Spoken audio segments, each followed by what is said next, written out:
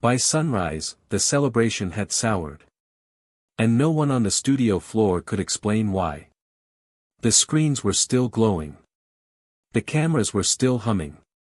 The audience lights flickered like nervous eyelashes. But something in the air shifted. A tension you can feel. A silence you can't name. A pressure that didn't belong in a room built for applause. You know this feeling. It was supposed to be routine, another late-night broadcast starring the mogul, a man whose voice once bent the nation like heat bends a highway. He'd done this 1,000 times. Smile, pivot, exaggerate, dominate, repeat. But tonight, the rhythm was wrong. A producer whispered, "Is he okay?" Someone else muttered, "He's off script, way off." A stagehand, shaking slightly, whispered the line no one wanted recorded. "He's losing the room." The cameras rolled anyway. Because that's what cameras do. They don't care if the moment is sacred or tragic. They only drink the light you give them. At 9:42 p.m., the mogul stepped into frame A. Jaw clenched. Eyes too wide, like he'd seen something the rest of us hadn't caught up to yet. He gripped the lectern as if it was the only thing keeping him tethered to the earth. Then he snapped. Not loudly. Not violently. Just, unmistakably. A crack in the performance. A fracture in the character Americans thought they understood. "You people." His voice wavered. "You have no idea what they're doing. None. Not one of you." The studio froze. The hosts glanced toward the control booth. The control booth stared back in horror. And the audience, a hand-picked crowd known for enthusiasm on command, sagged into an uneasy stillness. A line of sweat rolled down his temple. That alone was unusual. He prided himself on looking unfazed, bulletproof, untouchable. But now, he looked hunted. And he kept talking. Not with charisma. Not with crafted showmanship. But with frantic, scrambling, breathless energy, like a man arguing with ghosts only he could see. A rant began. Then spiraled. Words collided. Sentences broke. His usual swagger dissolved into something raw, erratic, unfiltered, a mind trapped in its own storm. Someone backstage whispered. "This isn't a message. It's a meltdown."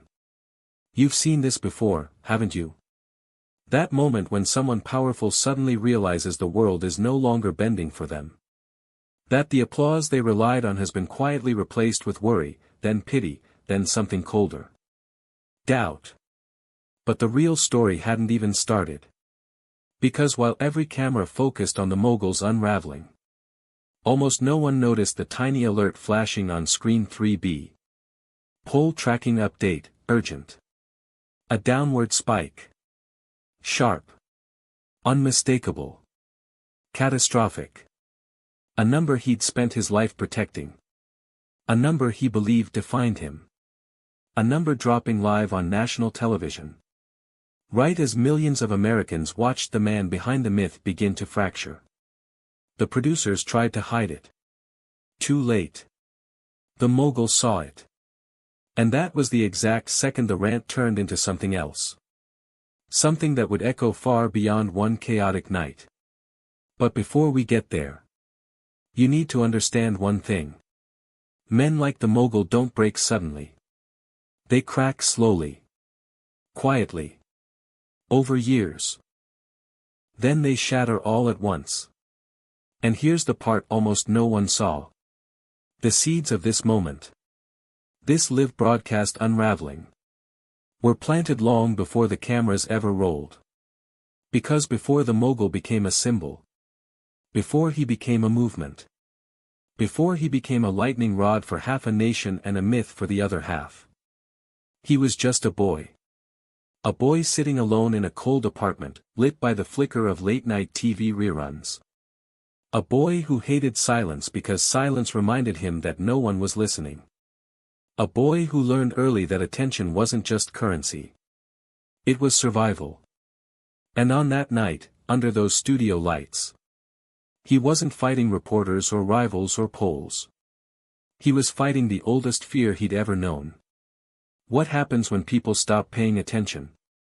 The studio air thickened. You could almost taste the panic. He jabbed a finger at the camera. They're lying. They're hiding the numbers. They want to make me look weak. They're trying to. He stopped. Not because someone interrupted him. Not because the teleprompter cut out. But because something inside him finally collided with the reality unfolding in front of his eyes. The narrative was slipping.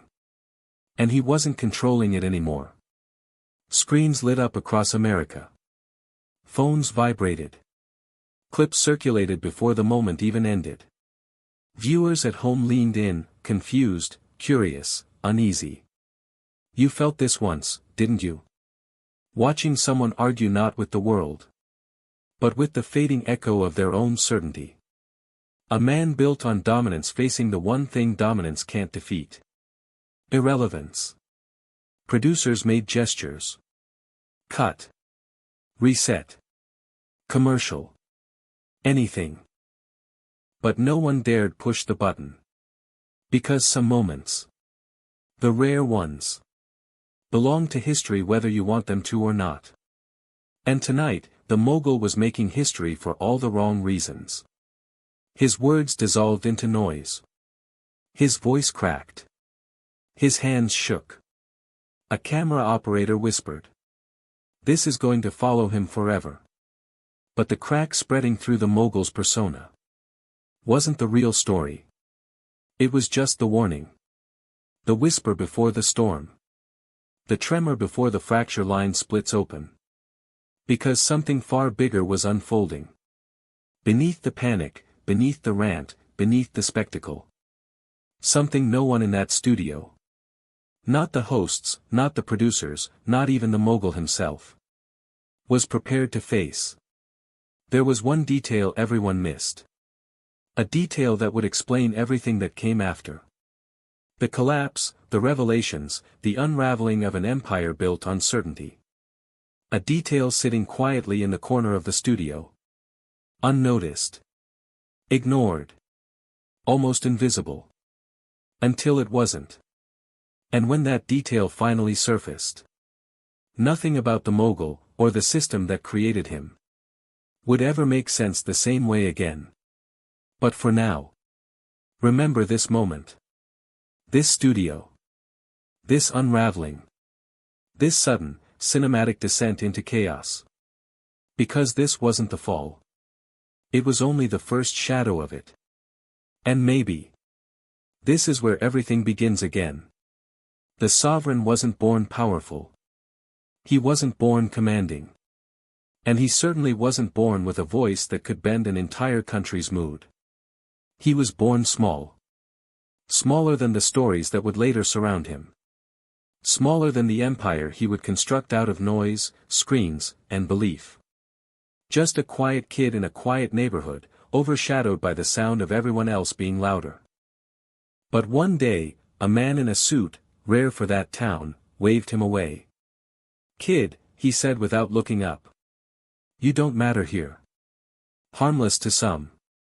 Catastrophic to a child who'd built his world on noise and presence. That was the scar. That was the moment he realized the truth he would spend his whole life trying to outrun. Being ignored hurt more than being hated. He carried that wound like a coal in his chest. Always glowing, always hungry. And here's the part almost no one saw. The sovereign didn't pursue power. He pursued attention. Power was just the easiest way to guarantee it. By 17, he'd mastered the art of spectacle. He became president of his senior class not because he wanted to lead, but because the stage was bigger than the cafeteria tables he'd been performing on for years. His speeches weren't about ideas. They were about moments. Flashpoints. One-liners that landed like fireworks. You felt that once, didn't you? Sitting in a dark gymnasium, listening to someone who suddenly made the room feel electric. He wasn't the smartest student. Not the most disciplined. Not the most promising. But he had something more potent. He knew how to make people feel seen, while making himself impossible to ignore. Every hallway at school became a runway. Every classroom became a theater. Every conversation became a negotiation for attention. And the teachers? They saw it coming. He wants the whole room, one said. He can't breathe unless someone's watching, said another. But something else was happening, quietly, beneath the flair and the bravado. A contradiction was forming. On the outside, he played the role of a kid destined for greatness. Loud, confident, unshakable. On the inside? He was terrified he'd peak too early. Terrified the applause would eventually fade. Terrified silence would find him again.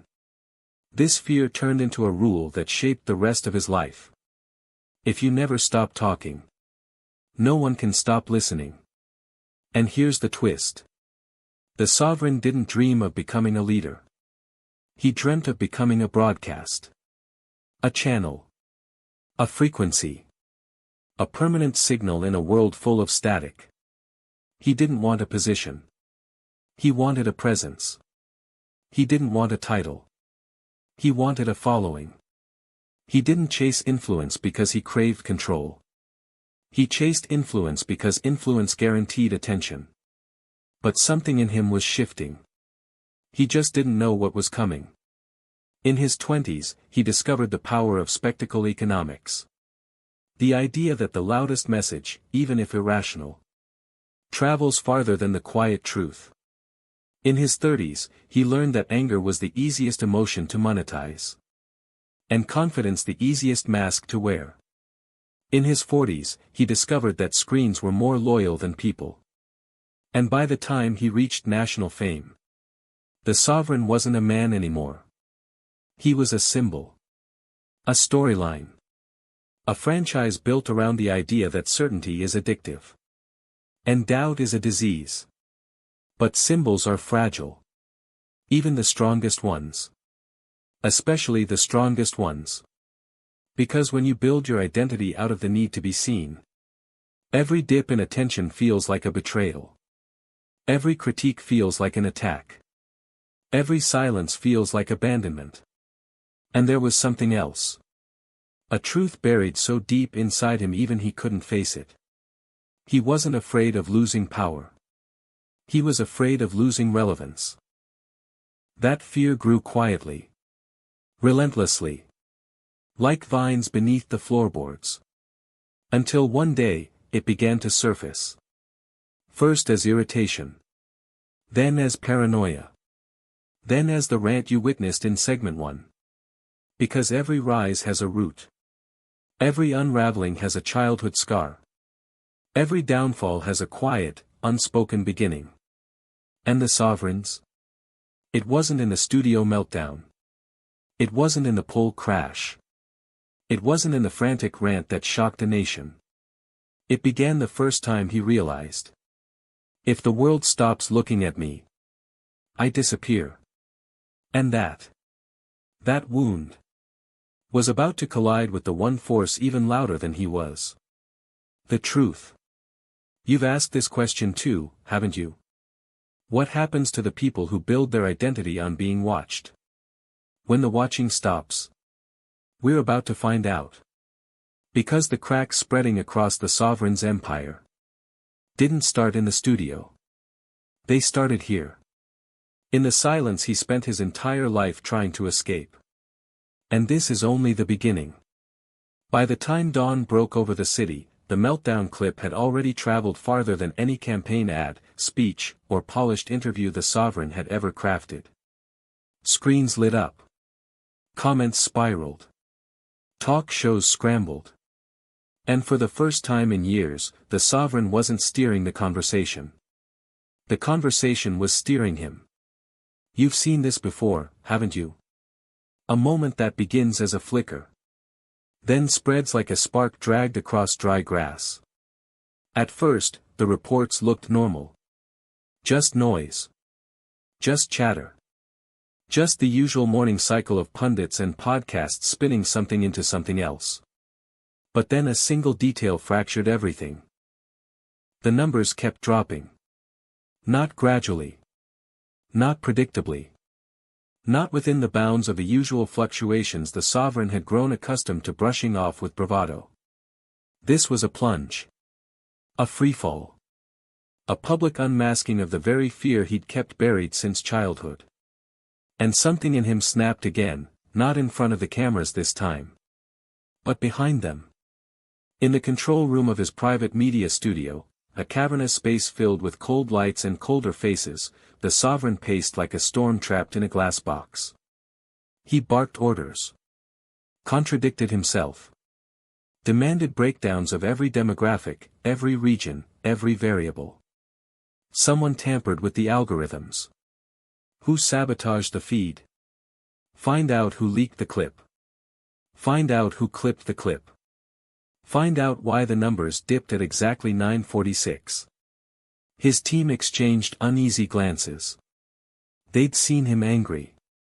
They'd seen him furious. They'd seen him dominate rooms through sheer force of personality. But this?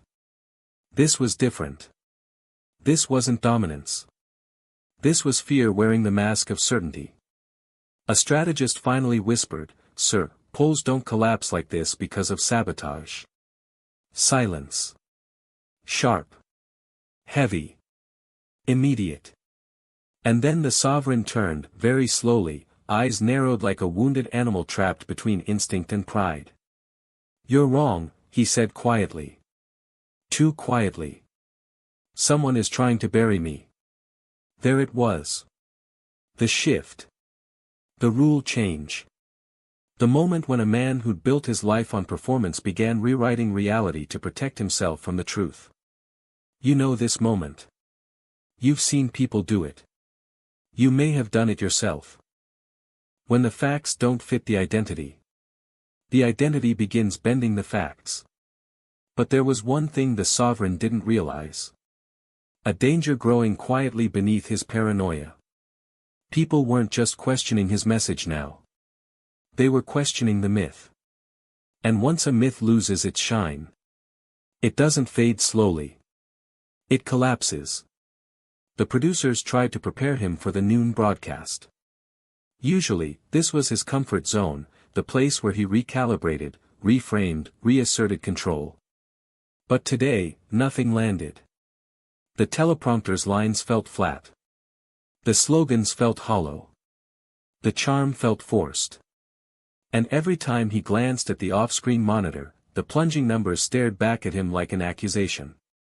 At 12:17 p.m., he snapped at a makeup artist. At 12:31, he threw a briefing packet across the room. At 12:42, he demanded the studio lights be dimmed, then brightened, then dimmed again. Micro tantrums. Micro cracks. Micro twists. And in each one, something became increasingly clear. He wasn't fighting the media. He wasn't fighting the polls. He wasn't even fighting public perception. He was fighting the realization that he might be losing the one addiction he'd never learned to manage. Attention. Then came the second rupture.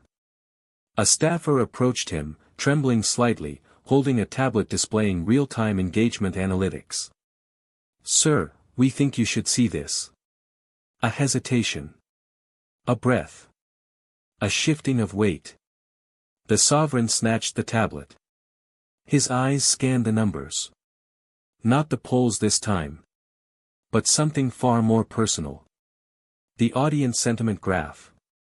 For years, that graph had been his lifeline. His validation. His proof that the noise he produced wasn't disappearing into the void. But now. A downward curve. A dip sharper than any he'd ever seen. Not because people hated him. Hate had never scared him. Because people were losing interest. "They're getting bored," he whispered. No one answered. They didn't need to. Because boredom is fatal to men like the sovereign. Hate you can work with. Fear you can weaponize. Loyalty you can reward. Dissent you can spin. But boredom? Boredom is silence. And silence is death. That was the real twist. The invisible pressure.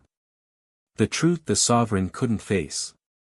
His meltdown didn't make him dangerous. It made him predictable. And predictable men don't dominate the room. They fade into it. The sovereign's breathing changed. Shallow, irregular, trapped between fury and disbelief. "This isn't real," he muttered.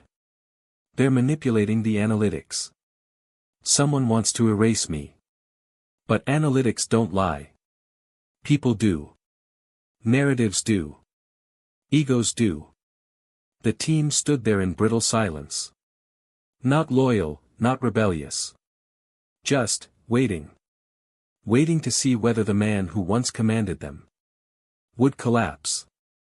Or recalibrate. Then his communications director stepped forward. A woman who'd spent 5 years managing the sovereign's image.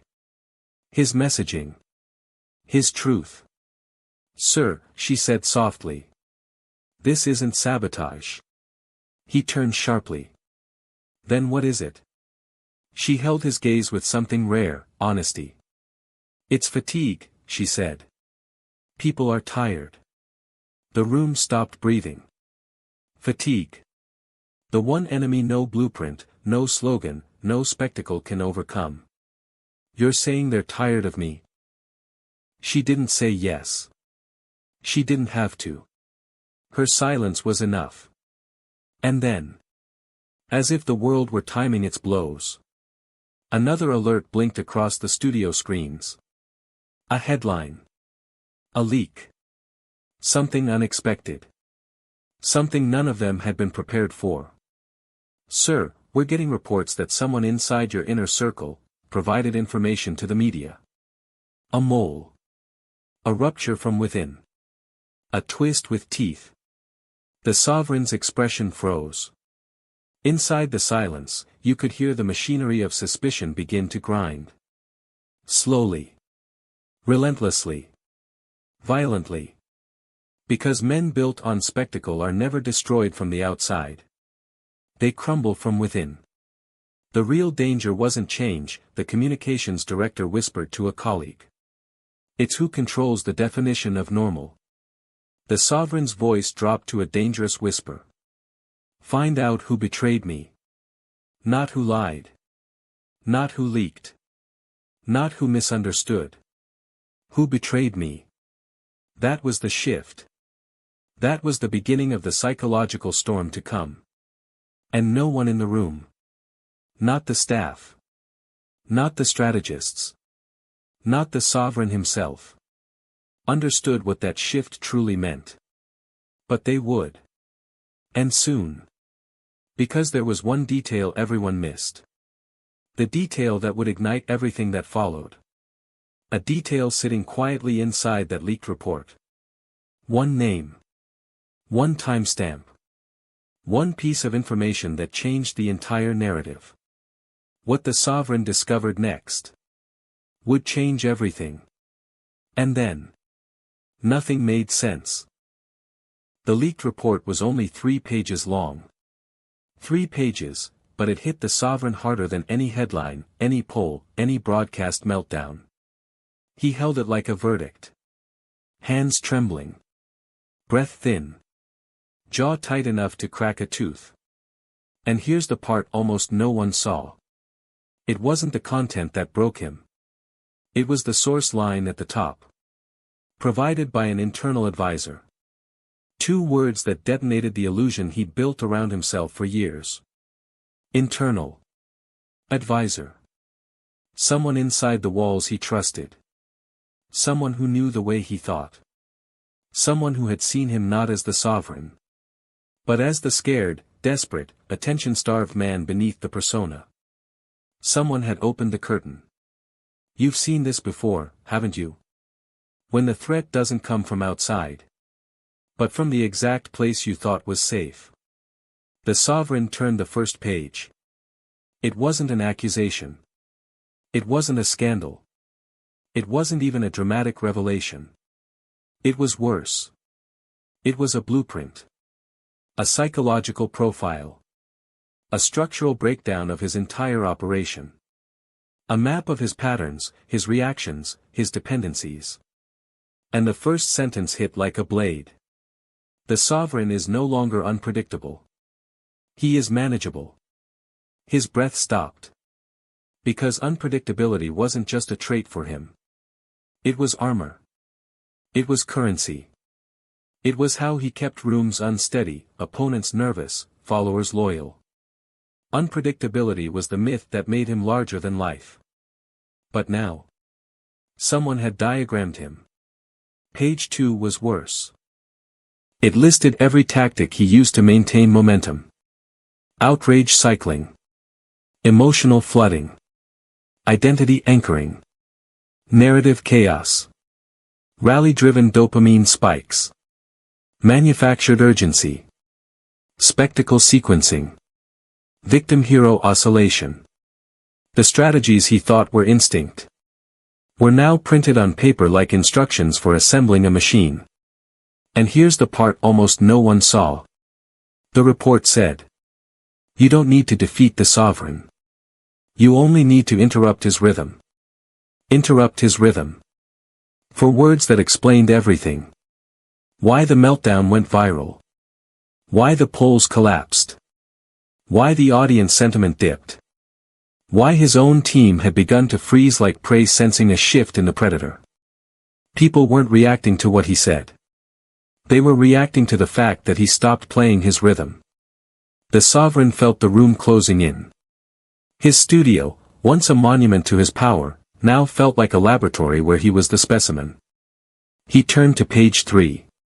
The final section wasn't written like analysis.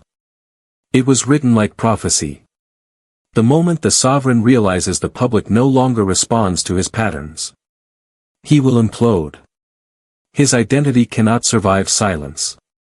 He read the line again. And again. And again. The team watched him. They didn't move. They didn't speak. They didn't blink. Because they knew the look on his face. It was the look of a man seeing, for the first time, that the walls he thought he built around the world had actually been built around himself. Then came the twist no one in the room expected. Because while they were watching the sovereign unravel, another alert flashed across the feed. The morning news cycle had shifted again. Not because of a new scandal. Not because of a major announcement. Not because of another rant. Because someone else had gone live. Someone who once stood by him. Someone who had been silent for months. Someone whose voice carried enough weight to change the entire equation. The sovereign's former chief strategist. A man who knew his playbook. His secrets. His vulnerabilities. A man who wasn't afraid to talk anymore. The strategist's words echoed across the studio as producers turned up the volume. People think the sovereign leads through chaos. But chaos was never the goal. It was the shield. The distraction. The thing that kept everyone from seeing the truth. The sovereign stiffened. The strategist continued. What they called strength was insecurity with a spotlight. A cold weight settled in the room. And what they called control was curated chaos calculated to keep him from facing the silence he feared most. Curated chaos. Calculated noise. Scripted unpredictability. The sovereign felt his chest constrict. Because for the first time, someone wasn't just challenging his actions. They were revealing the system behind them. You know this moment, don't you? When someone finally says the thing you hoped nobody had noticed. It cuts differently. It hits deeper. The strategist went on. He never wanted power. Power was just the stage. He wanted the audience. Then the strategist delivered the line that broke the internet. You can silence a critic. You can attack an opponent. But you can never satisfy a man who mistakes attention for oxygen. It was a truth wrapped in metaphor. A scalpel disguised as a sentence. And you felt it too, didn't you? Because the sovereign did. His face tightened.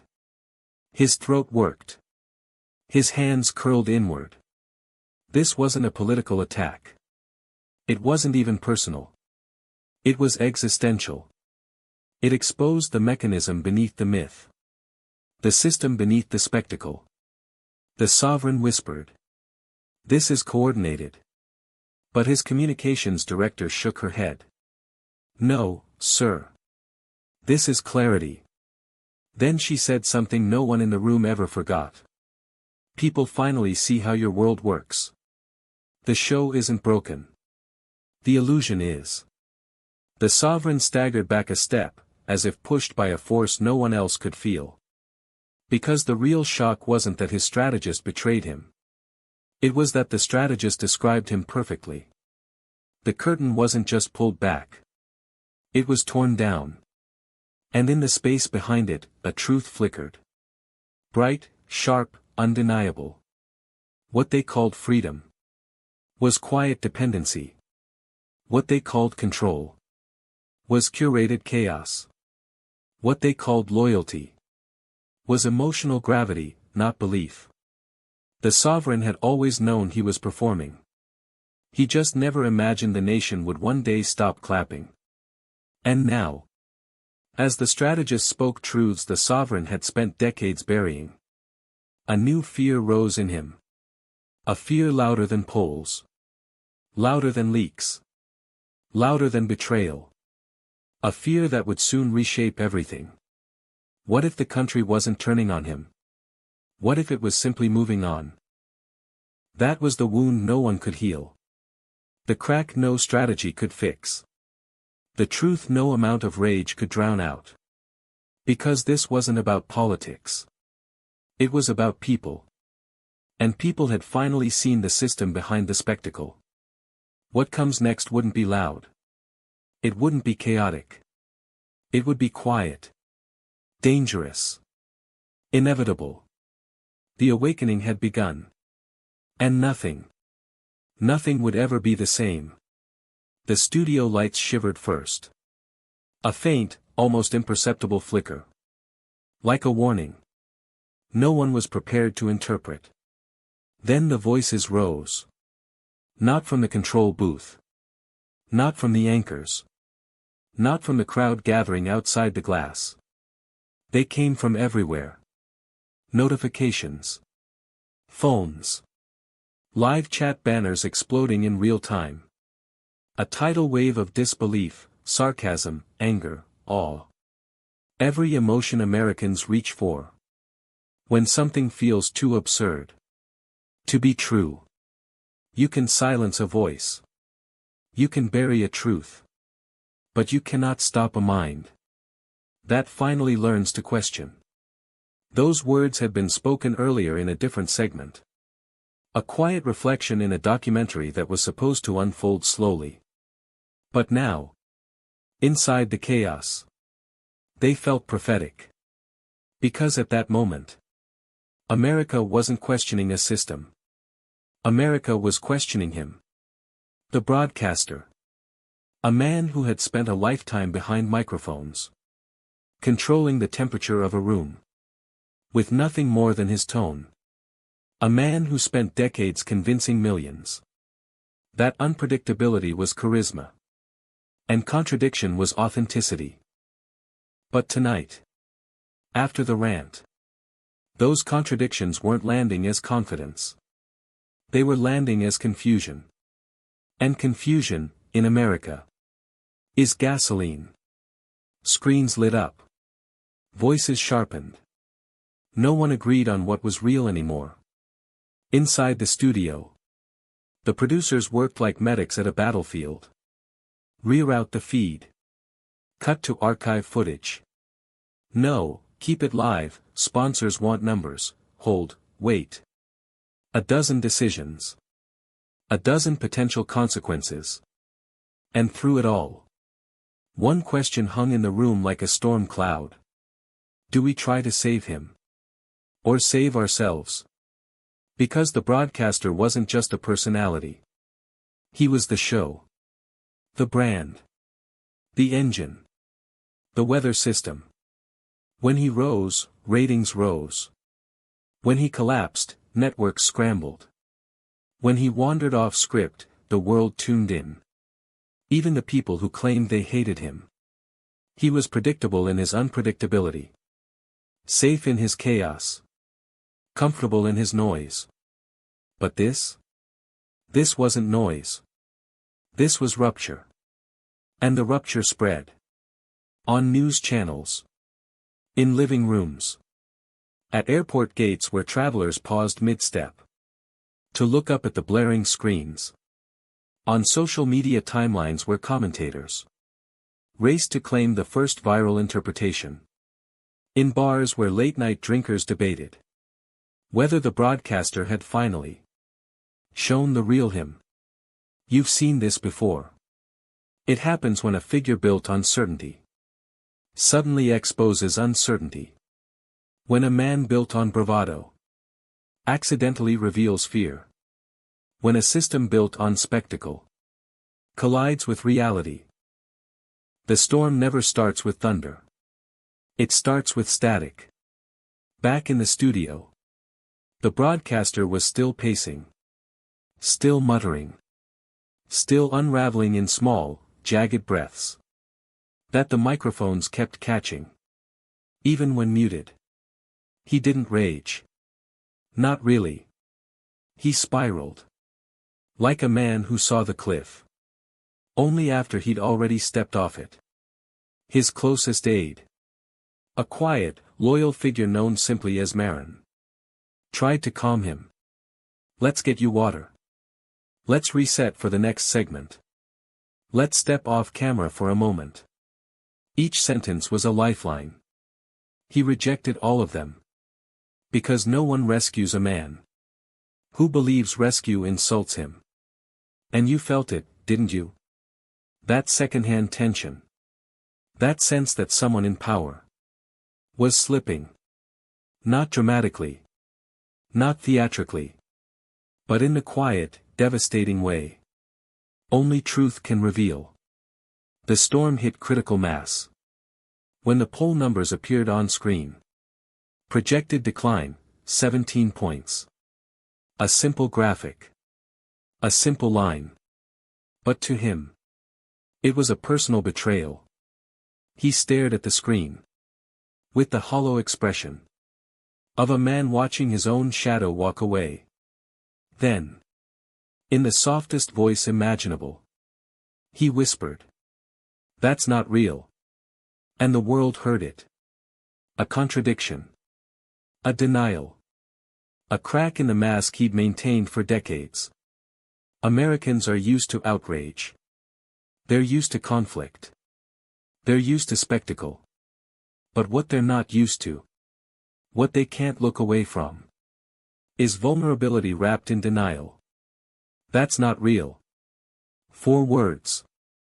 Enough to tilt the night. Phones buzzed. Screens refreshed. Commentators scrambled. Some defended him. Some mocked him. Some analyzed him like a psychological case study. Waiting for a conclusion, no one wanted to speak aloud. But the storm wasn't about him losing control. It was about everyone finally seeing that he never had control to begin with. You felt this once, didn't you? That moment when someone you trusted proved they were human. Too human. In all the ways you hoped they weren't. That was the feeling sweeping the country. Outside the building, a crowd had formed.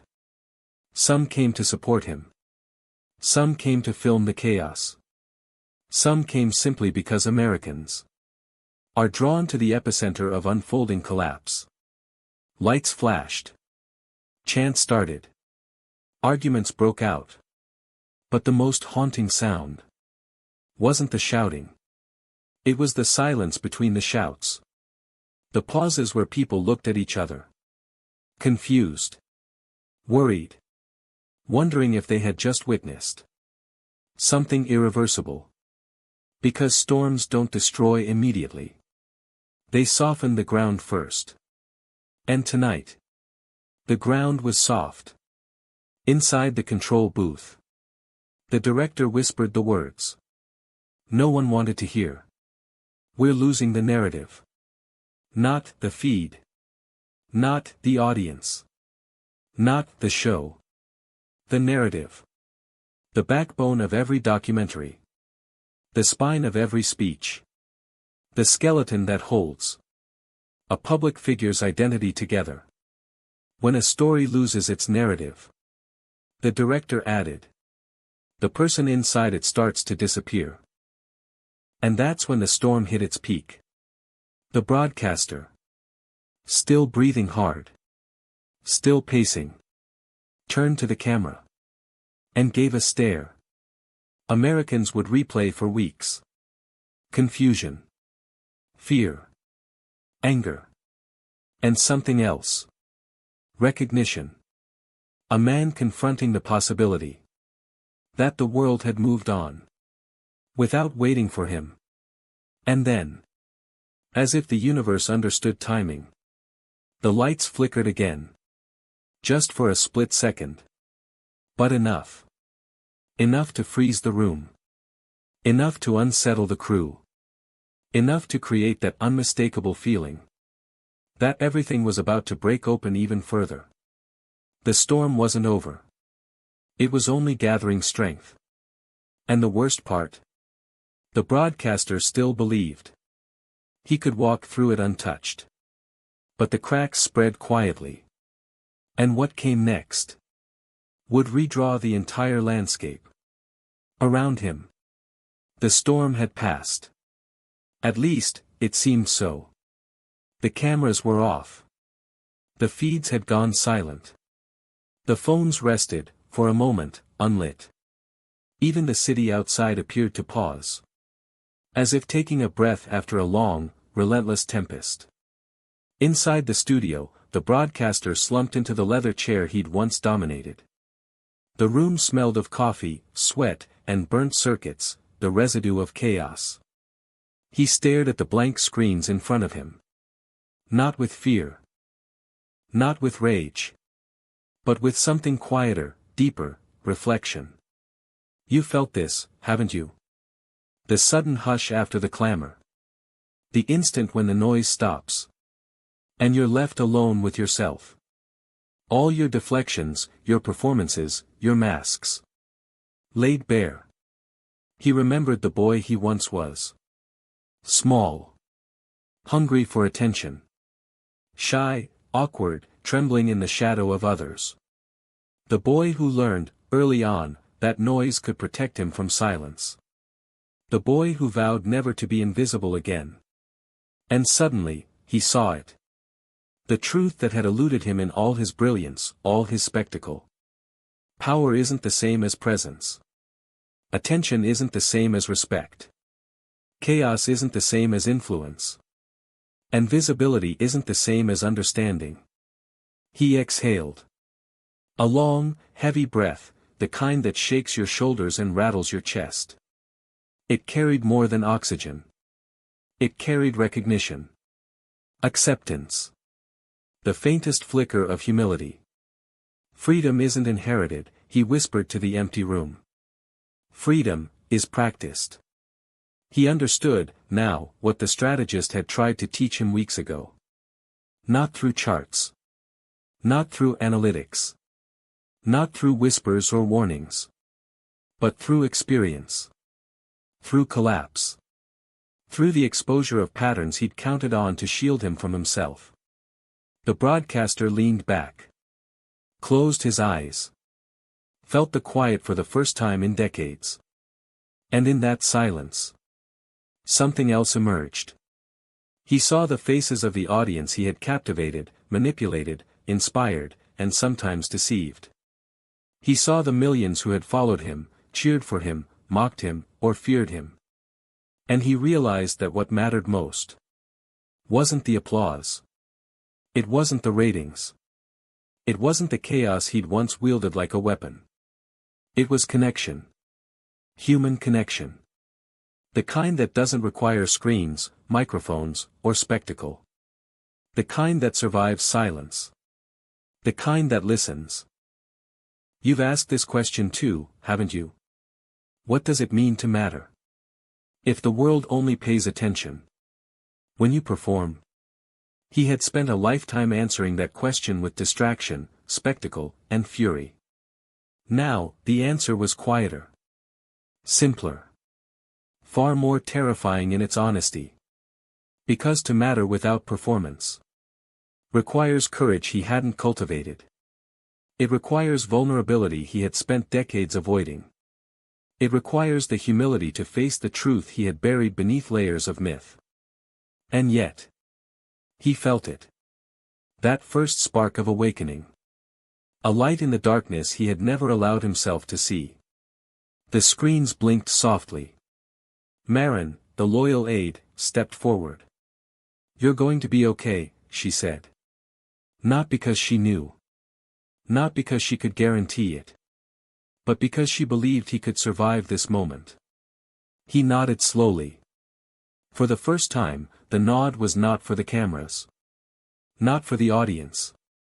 Not even for himself. It was for something larger, the recognition that the storm had ended. But the work of understanding had only just begun. So when your moment comes, what will you choose to become? The broadcaster didn't answer aloud. He didn't need to. Because he felt it in his chest, in his mind, in the quiet pulse of a room once filled with chaos. The possibility of transformation.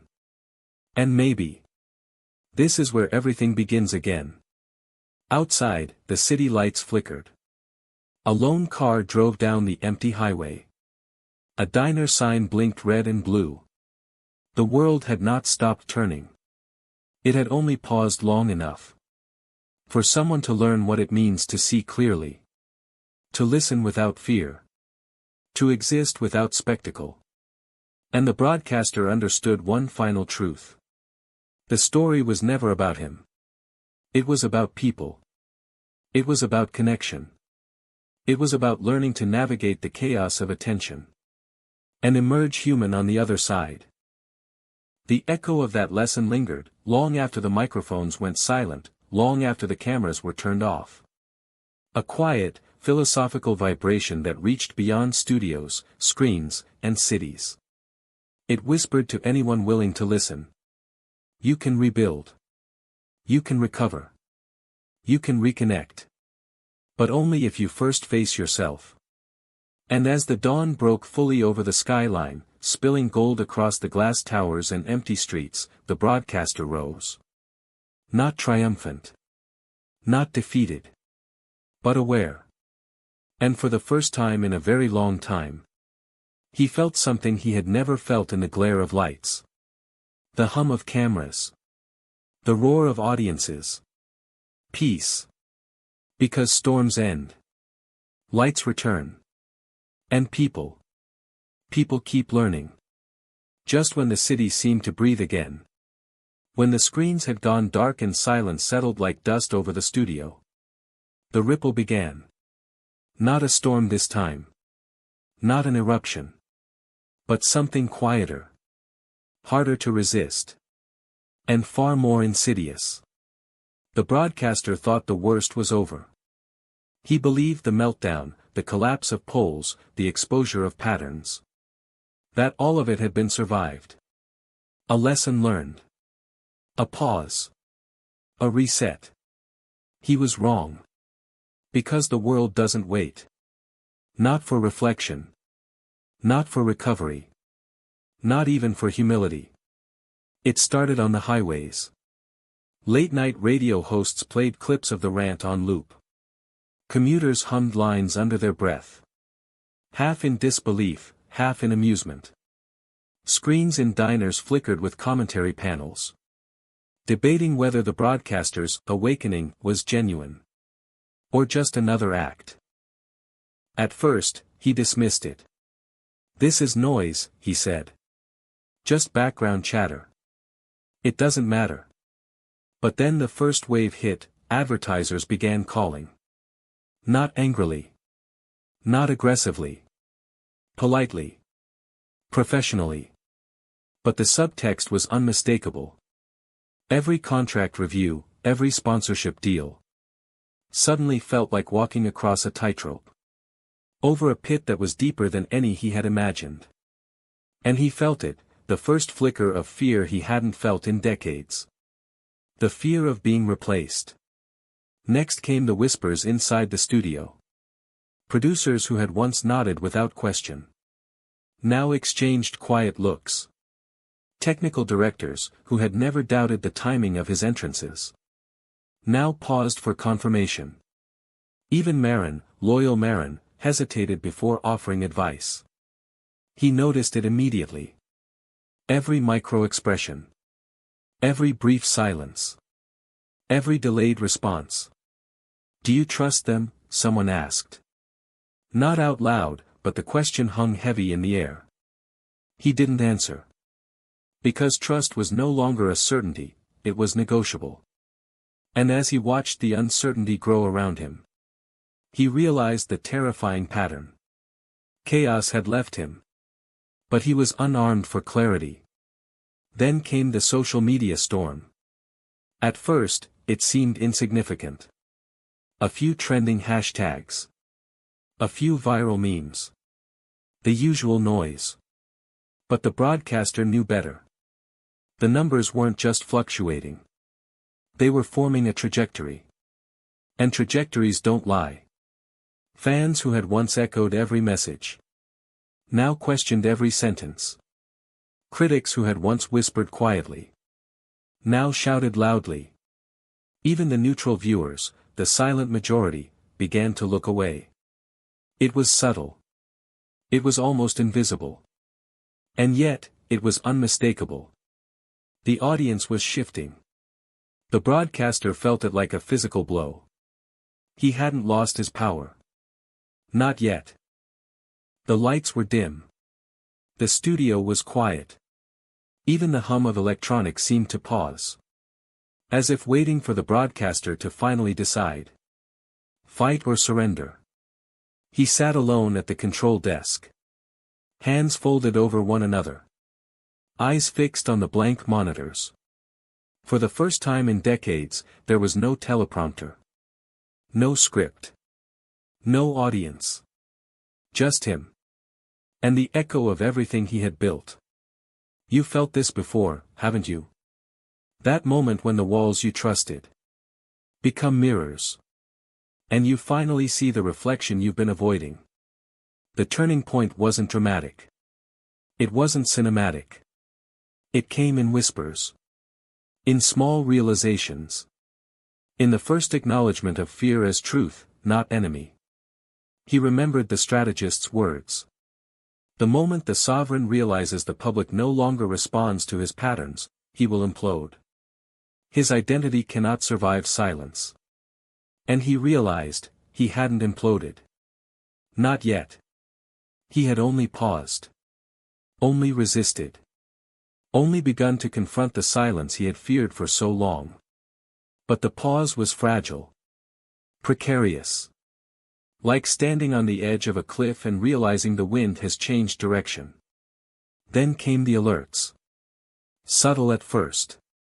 A tweet with millions of impressions. A news cycle referencing his meltdown. A viral clip from weeks ago that had resurfaced, reframed. The broadcaster's pulse quickened. It wasn't panic. It was recognition. The storm outside had never truly ended. It had only retreated, waiting to strike again. And this time, the threat wasn't spectacle. It was awareness. From the people. From his team. From himself. He stood, pacing slowly. Realizing something no campaign strategist could explain with charts. Every person he had ever influenced, every audience he had captivated, had become a mirror of his own imperfection. And they were reflecting it back. Relentlessly. Every tactic I've used, every trick, every pattern. He muttered under his breath. They're all visible now. And he saw the pattern he had never admitted. His power had always been temporary. Conditional. Dependent not on strength, but on attention. The revelation cut deeper than any poll. Because attention is fickle. And humans, even millions of them, don't sustain myths forever. A knock on the door pulled him from reflection. Marin stepped inside. Not timid, not hesitant. Deliberate. Controlled. "You need to see this," she said. On her tablet, an internal report scrolled silently. Analytics, sentiment heat maps, engagement rates, and audience trust indicators. He looked at it. Numbers he had always used as a shield. Now felt like a mirror showing everything he had ignored. The cracks in his narrative. The subtle decline in loyalty. The fragmentation of his once unified audience. "Someone is coordinating the shifts," he whispered. Or maybe. His voice trailed, uncertain. Maybe it's just reality. A pause. A long, heavy pause. "Yes," Marin said softly. "Reality doesn't coordinate. It just is." The words sank in. And with them, the faintest sense of clarity. The broadcaster realized that the real threat wasn't betrayal, or leaks, or critics. It wasn't the audience. It wasn't the network. It was himself. But the gravity of his influence, the thing he had built for decades, was tilting. And when influence tilts, the fall is never gradual. It accelerates. Unforgiving. Inside the studio, the team tried to recalibrate. Charts. Graphs. Engagement metrics. All meticulously analyzed, dissected, plotted. "Sir, the audience is fragmenting," a strategist said. "It's not just fatigue. It's perception. They're starting to question the persona." The broadcaster froze. Persona. The word echoed in his mind like a warning bell. Every public performance, every crafted outburst, every calculated moment of unpredictability. All of it was suddenly under scrutiny.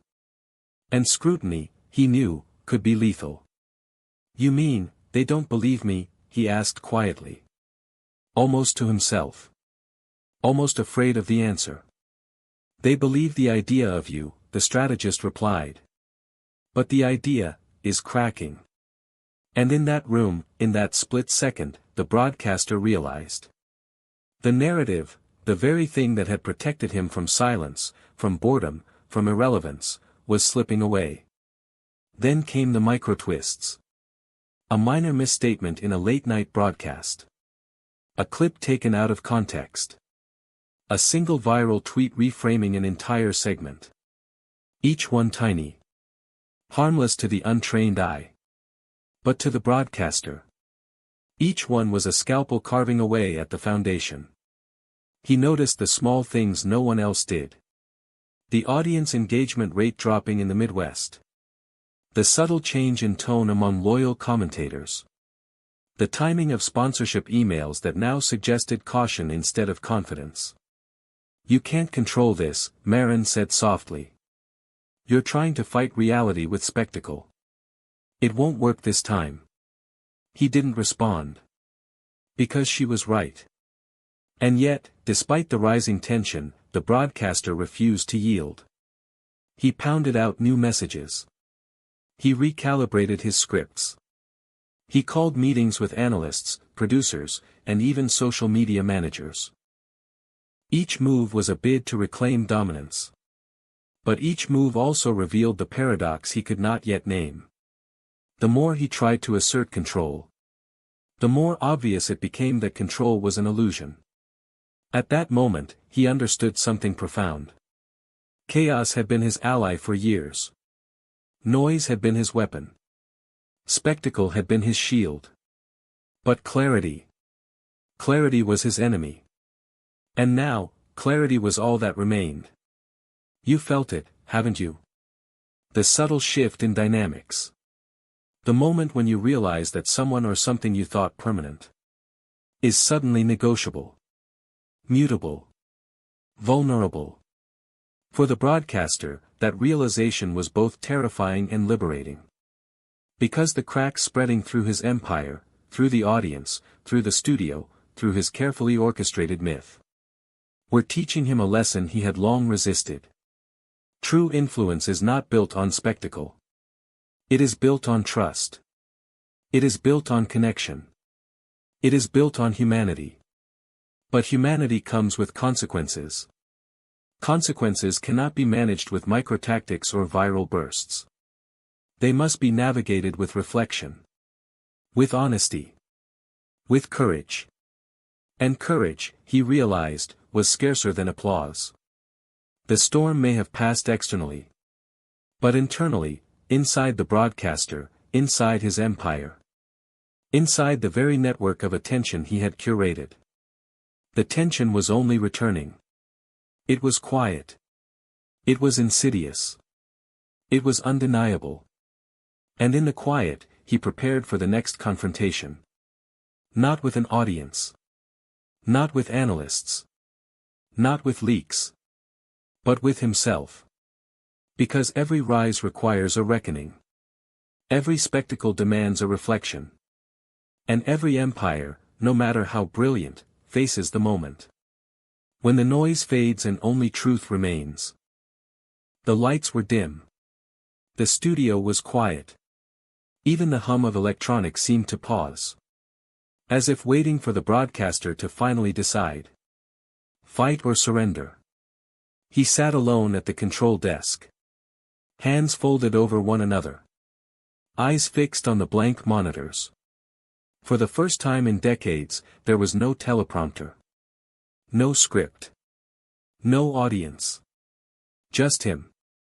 And the echo of everything he had built. You felt this before, haven't you?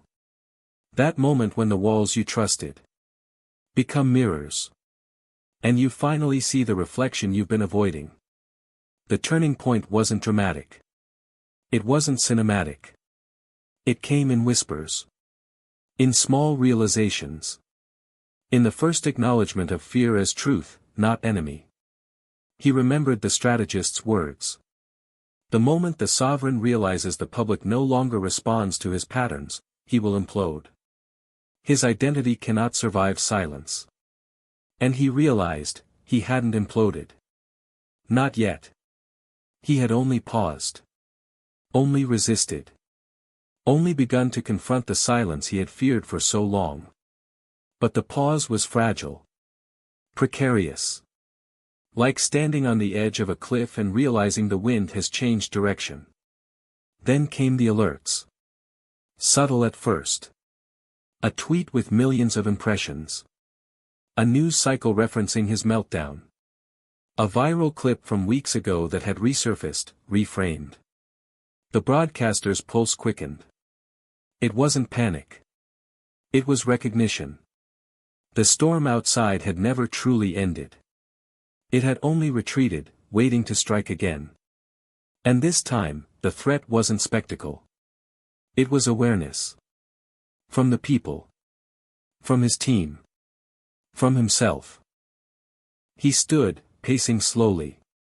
Realizing something no campaign strategist could explain with charts.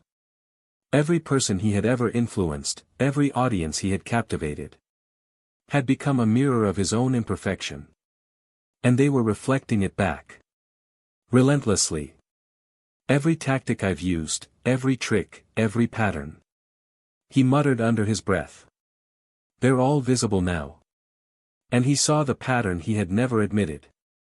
His power had always been temporary. Conditional. Dependent not on strength. But on attention.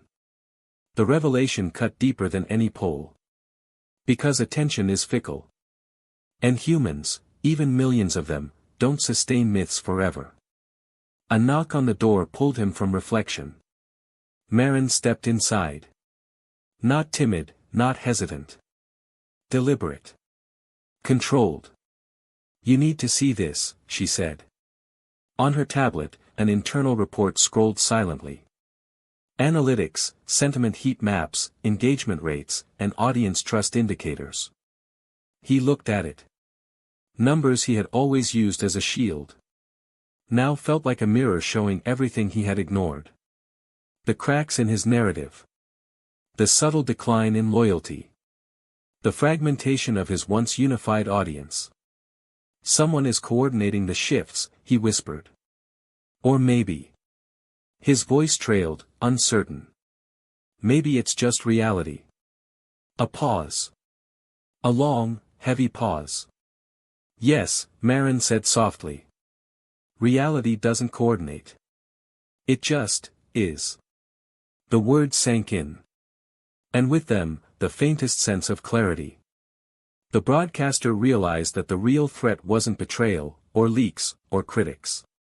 It wasn't the audience. It wasn't the network. It was himself.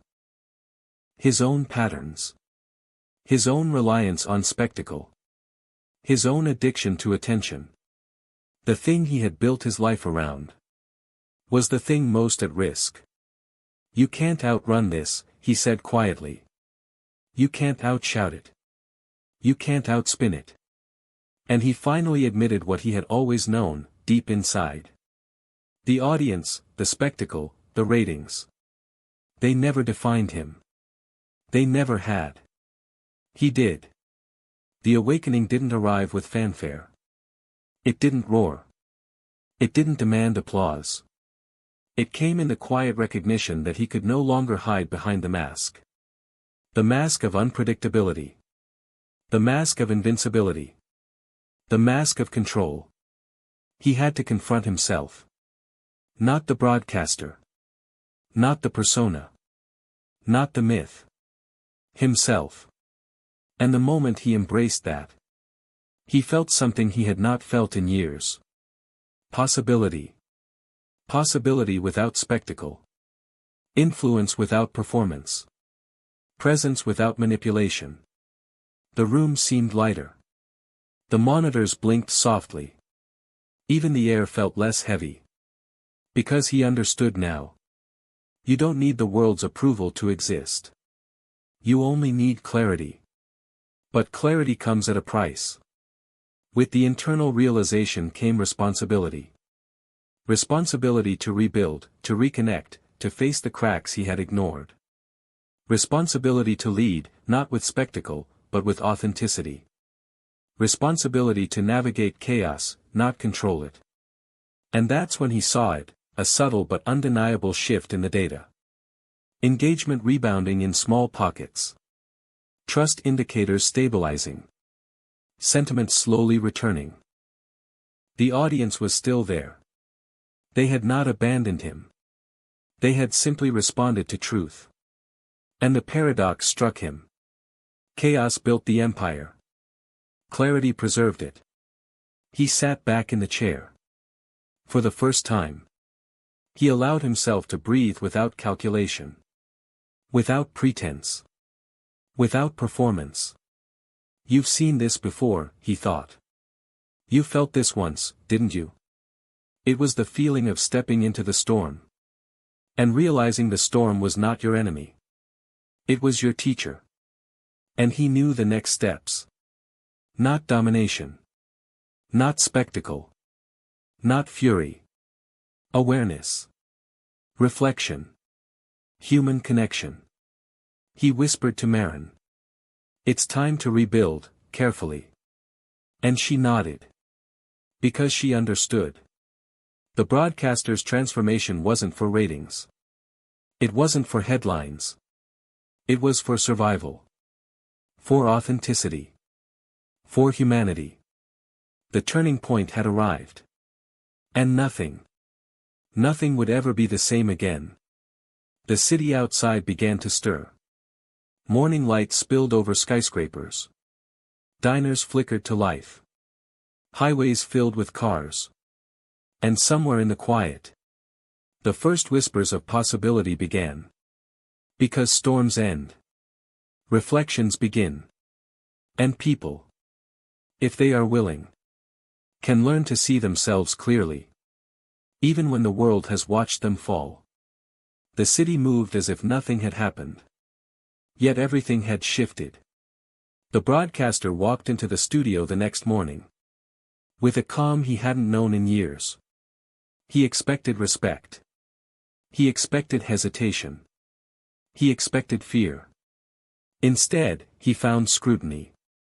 Producers, strategists, and commentators watched him like a man walking a tightrope over a pit he hadn't noticed. The previous chaos hadn't vanished, it had evolved. It had grown quieter, sharper, more persistent. Subtle critiques, analytical tweets, trending hashtags, they were all small daggers aimed at the foundation he had only just begun to rebuild. The real challenge wasn't regaining control. It was managing the perception of control. Because in this business, appearances are as lethal as reality. The first sign came from the sponsors. Emails, carefully worded but unmistakably clear. Caution. Hesitation. Observation. You've been out of the narrative, one message read. It's critical to ensure alignment with our expectations. The broadcaster stared at the screen. He knew the meaning. Your reign is no longer guaranteed. For years, he had treated sponsors like extensions of applause. Now, they were the first subtle reminders. That loyalty is transactional. Attention is fragile. Control is fleeting. And with that realization, the first internal tremors began. Because chaos had been easy. Spectacle had been easy. But consequences demanded reckoning. Next came the audience. On social media, reactions weren't explosive. They weren't viral. They were surgical. Memes questioning sincerity. Subtle critiques buried in comment threads. Side-by-side comparisons of old rants with new messages. Engagement rates declining in key regions. He recognized the pattern instantly. It wasn't rebellion. It was reflection. The public was no longer responding to his spectacle, they were interpreting his humanity. And that interpretation was far less predictable. Far less controllable. Inside the studio, the team tried to stabilize the narrative. Graphs. Analytics. Engagement predictions. All the old tools were deployed. But the broadcaster realized they were useless. The rules had changed. The audience wasn't following patterns, they were following truth. And truth cannot be controlled. It can only be navigated. You've asked this question too, he thought. What does it mean to influence people, when influence is earned, not demanded? He didn't have the answer yet. But he knew the pursuit was unavoidable. Then came professional pressures. Senior executives scheduled back-to-back meetings. Concerns about ratings, image, and loyalty dominated every agenda. The broadcaster listened politely. He nodded. He smiled. He projected composure. But inside, he was measuring every word. Every glance. Every micro-expression. Because now, survival depended not on spectacle. But on strategic humanity. And that was far more exhausting. A misinterpreted soundbite in a morning show. A delayed tweet misaligned with live commentary. A commentary panel dissecting every nuance of tone. Each one minor. Each one potentially catastrophic. He understood the paradox. The smaller the error, the greater the risk. The quieter the audience's observation, the sharper the judgment. And he felt it, shifting beneath him. Like tectonic plates rearranging his reality. Amid all this, he discovered unexpected allies. Marin remained steadfast. Certain producers offered subtle guidance. A handful of commentators, skeptical before, now leaned toward measured support. But allies are never safe. They can retreat at any moment. They can fracture under pressure. And in the broadcaster's world, loyalty is as fragile as attention. He realized that the new battleground was no longer in ratings or polls, it was trust. Trust with his audience. Trust with his team. Trust with himself. And trust is earned in the quiet, not the chaos. The consequences weren't just professional. They were personal. He noticed the fatigue in his own reflection. The subtle tremor in his hands. The thin line of tension along his jaw. Even small mistakes now carried emotional weight he hadn't anticipated. Because the storm had done more than expose patterns, it had revealed vulnerability. And vulnerability, he realized, cannot be masked indefinitely. You can't hide from yourself, he muttered. Not in the mirror. Not in the audience. Not in silence. And he understood the next truth. You survive the storm only if you confront it directly. The night brought further consequence. A minor leak, just a photo, a brief quote, a subtle moment captured on camera. Circulated across networks and social feeds. Nothing dramatic. Nothing sensational. But it carried implications. Implications of imperfection. Implications of humanity. Implications of a man being watched, dissected, understood. The broadcaster knew then. The audience had not abandoned him. They had not mocked him into irrelevance. They had simply moved from passive spectators to active interpreters. An interpretation is harder to control than outrage. By morning, the consequences became lessons. He studied every line of data. He reflected on every interaction. He measured the gap between perception and reality. And slowly, he began to realize. Chaos had taught him control. Collapse had taught him clarity. And consequences had taught him humility. Not humiliation. Not defeat. Not despair. Humility. The lesson was simple, yet profound. You cannot maintain a myth. You cannot demand loyalty. You cannot manufacture influence.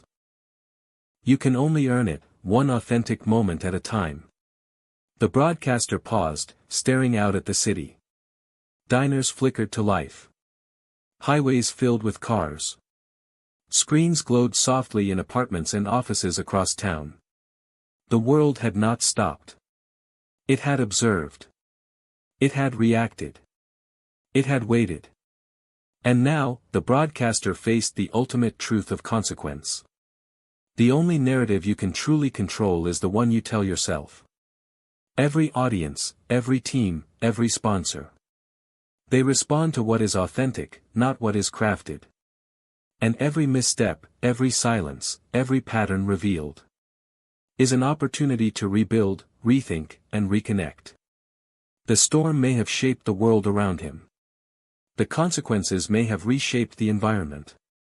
But the turning point had passed. And the broadcaster had survived.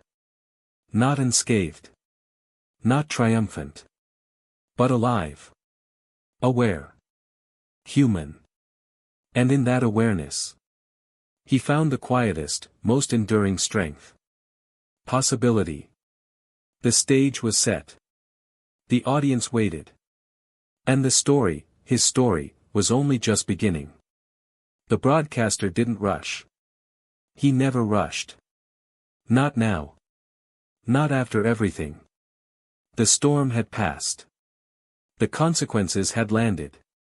And the turning point had revealed the truth. Chaos was gone. Reality had returned. And reality demanded strategy. He began quietly. Not on camera. Not in front of the audience.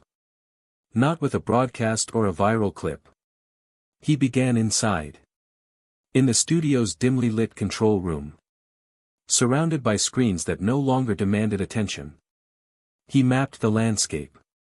You can't rebuild on assumptions, he whispered. You have to start with truth. The first strategy was observation.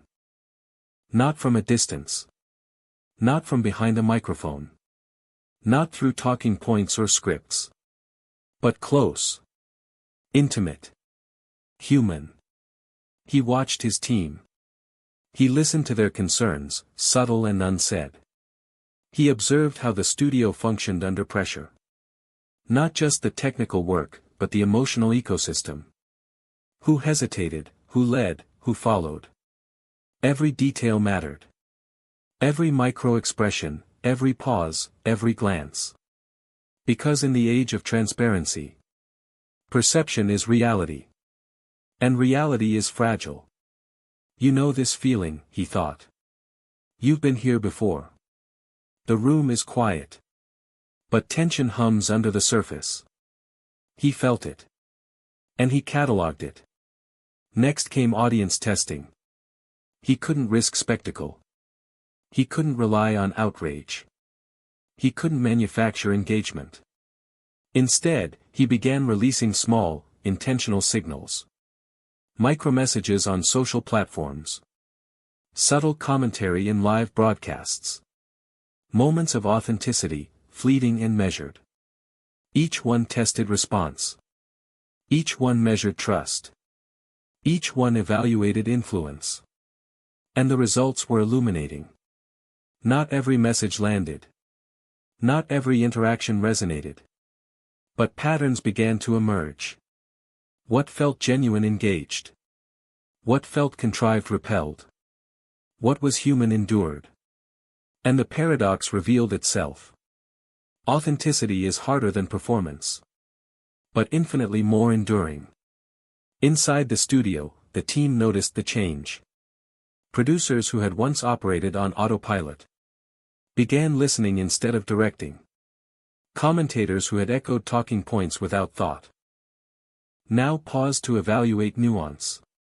Even Marin, loyal and observant, remarked quietly. You're not performing anymore. You're leading. And it feels different. Different. The word echoed in his mind. Because the broadcaster had always equated visibility with power. Noise with influence. And chaos with dominance.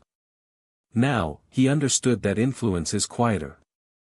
Harder to measure. But far more resilient. A subtle segment highlighting community efforts. A candid reflection during a broadcast off-script.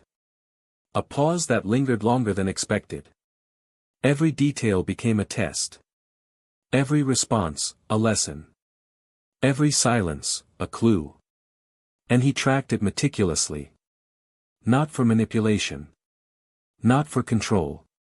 But to understand what resonated. And the results revealed something profound. Trust is the ultimate currency. Not spectacle. Not charisma. Not attention. Trust. He began structuring new narratives carefully. Each segment had purpose. Each word carried weight. Each pause was intentional.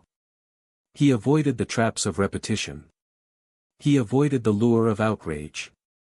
He avoided the temptation to reclaim old patterns. Instead, he focused on clarity. On honesty. On connecting with people where they were. Not where he wanted them to be. And the impact was immediate. Subtle shifts in engagement. Measured increases in positive sentiment. Feedback that was real, tangible, and human.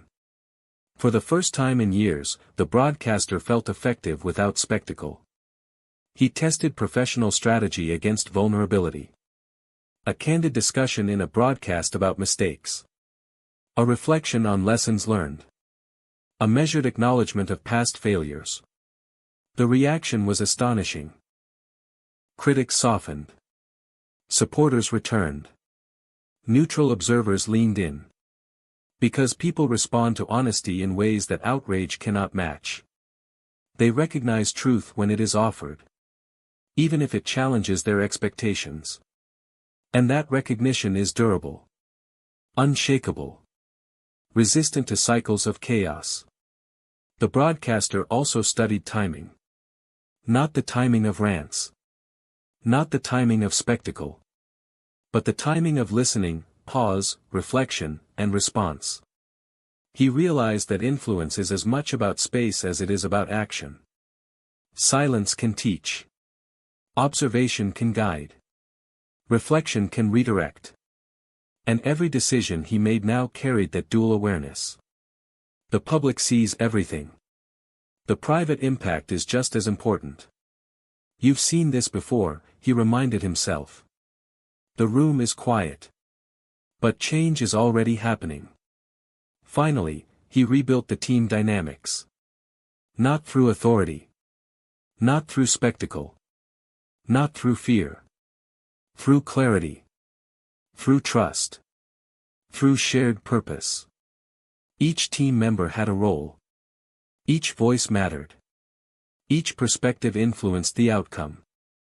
And in this networked approach, he found something he hadn't anticipated. Empowerment. Resilience. Durability. The broadcaster realized that influence no longer depended on him alone. It depended on the ecosystem around him. On collaboration, authenticity, and measured action. By the end of the week, subtle results appeared. Audience metrics stabilized. Engagement returned.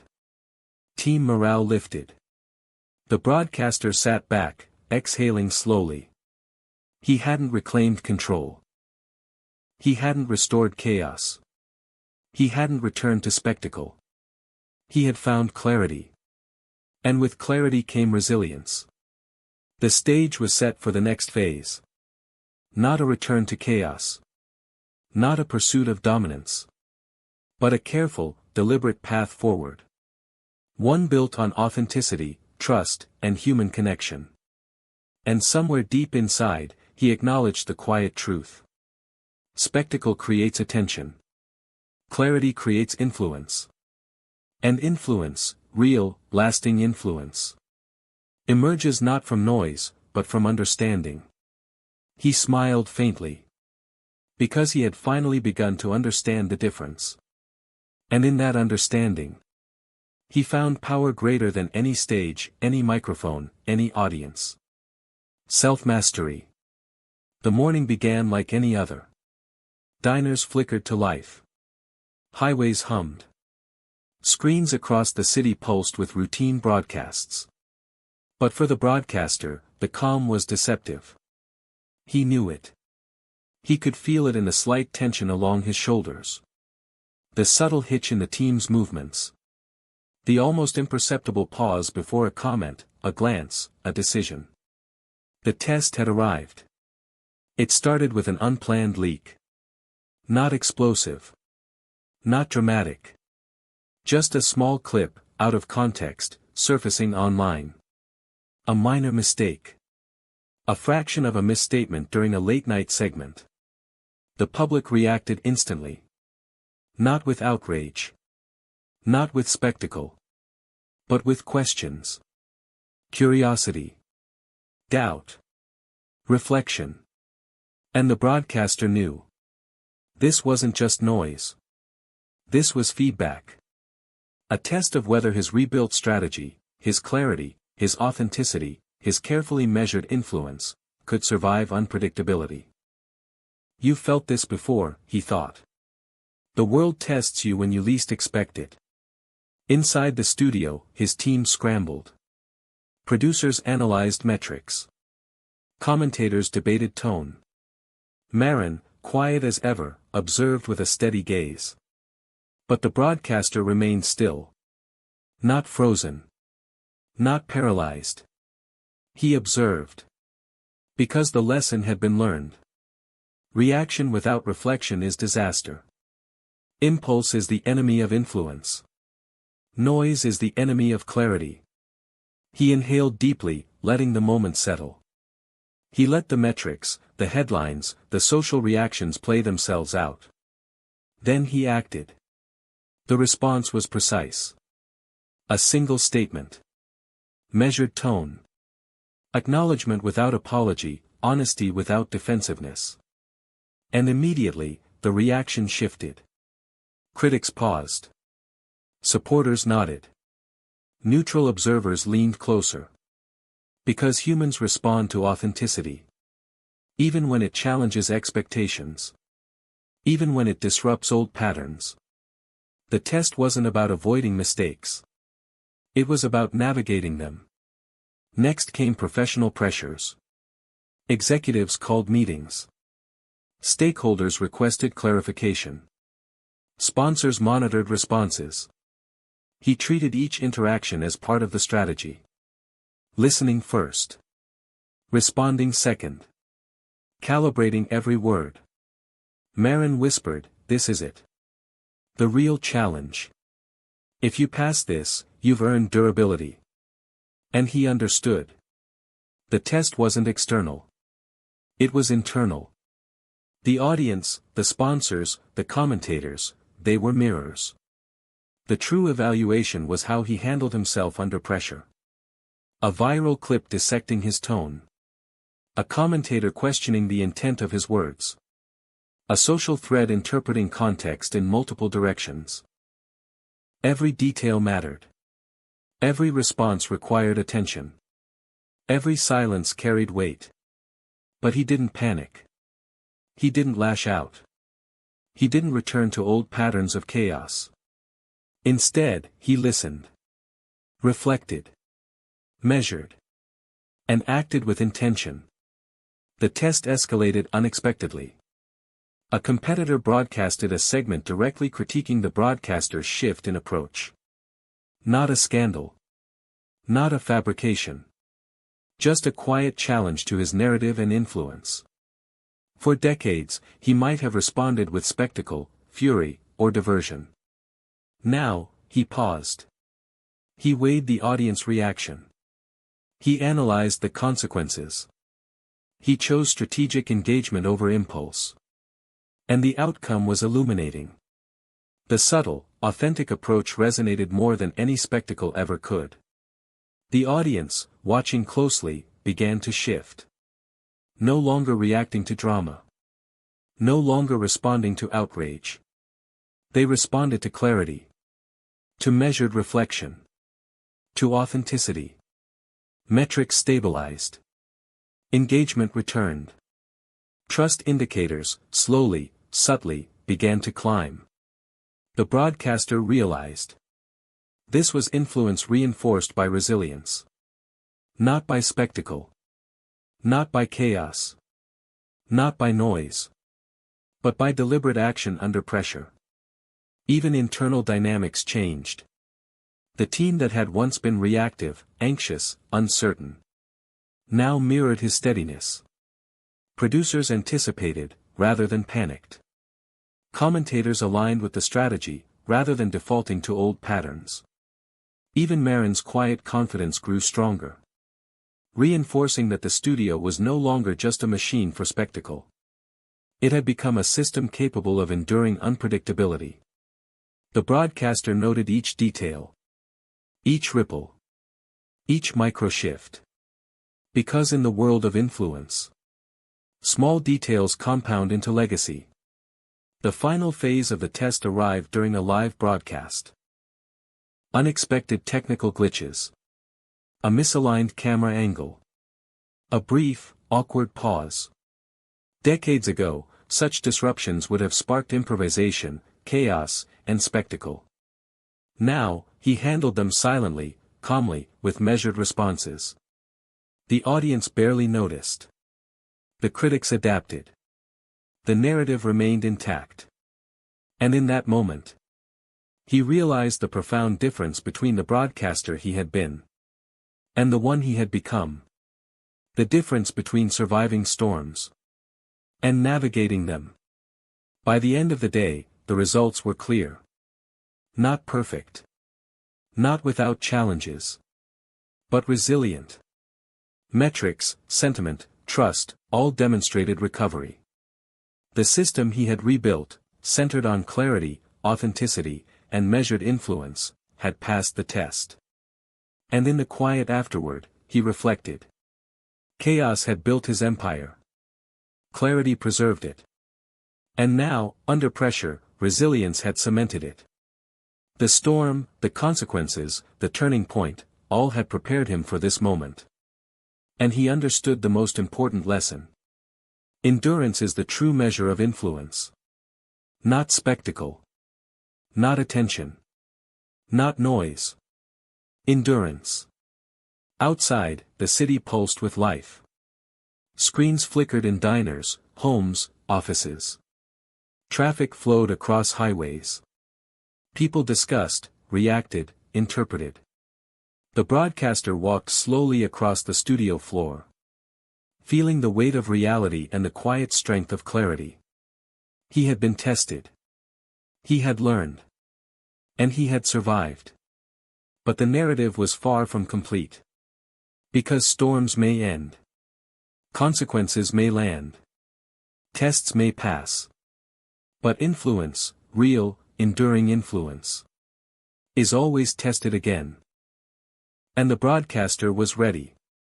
The morning broke, indifferent. City streets filled. Diners buzzed.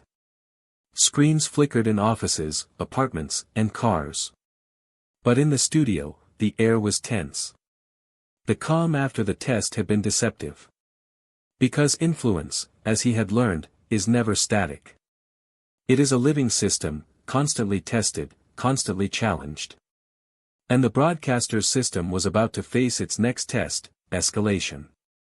It began subtly. A rival network launched a coordinated campaign. Not explosive. Not scandalous. Just persistent. Measured. Designed to challenge the narrative he had rebuilt. Segments dissected his recent broadcasts. Commentators questioned his motives. Viral threads compared his current authenticity to past spectacle. Each piece, small on its own, compounded into pressure. The broadcaster recognized the strategy immediately. They were testing the resilience of his influence. And he knew he had to respond, not with chaos, not with fury, but with calculated clarity. Inside the studio, the team braced. Producers monitored engagement. Strategists analyzed patterns. Marin, steady as ever, observed quietly. The broadcaster walked through the control room, noting every micro-expression, every hesitation. The subtle shifts in tone, the micro-pauses in conversation. Each one a signal, a clue, a micro-hook he needed to interpret. You've seen this before, he thought. The opponent moves quietly. But they leave traces. And every trace tells a story. The escalation wasn't just external. Internal pressures surfaced. Producers debated the best approach. Commentators voiced dissent. Even allies questioned strategy, testing his resolve. The broadcaster realized the paradox. The greatest threats often emerge not from enemies, but from those closest to you. And he remembered the lesson from the test. Clarity, reflection, and measured action are more powerful than instinct or spectacle. He inhaled. He exhaled. He prepared. A competitor subtly highlighting a misstep from weeks ago. A viral tweet questioning the authenticity of his tone. A commentator subtly reframing his narrative to suggest inconsistency. Each one minor, almost imperceptible. But together, they formed a wave, a quiet, persistent escalation. He understood, the storm was not returning. It had evolved. The broadcaster acted. Not with spectacle. Not with dramatic rebuttals. Not with anger or manipulation. Instead, he deployed subtle responses. Measured statements. Carefully framed commentary. Intentional microactions designed to reinforce trust without escalating conflict. And he watched. Measured. Observed. The response was immediate. Not explosive, not viral, but meaningful. Audience trust stabilized. Critics paused. Neutral observers leaned closer. The escalation had tested him. And he had passed, not with spectacle, but with strategy. Yet, the psychological pressure mounted. Every minor challenge became magnified. Every subtle critique became a mirror. Every viral comparison whispered, "Are you consistent? Are you real? Are you enough?" He felt the weight. Not of the audience. Not of the competitors. But of expectation, his own, his team's, the public's. And in that weight, he found the paradox of influence.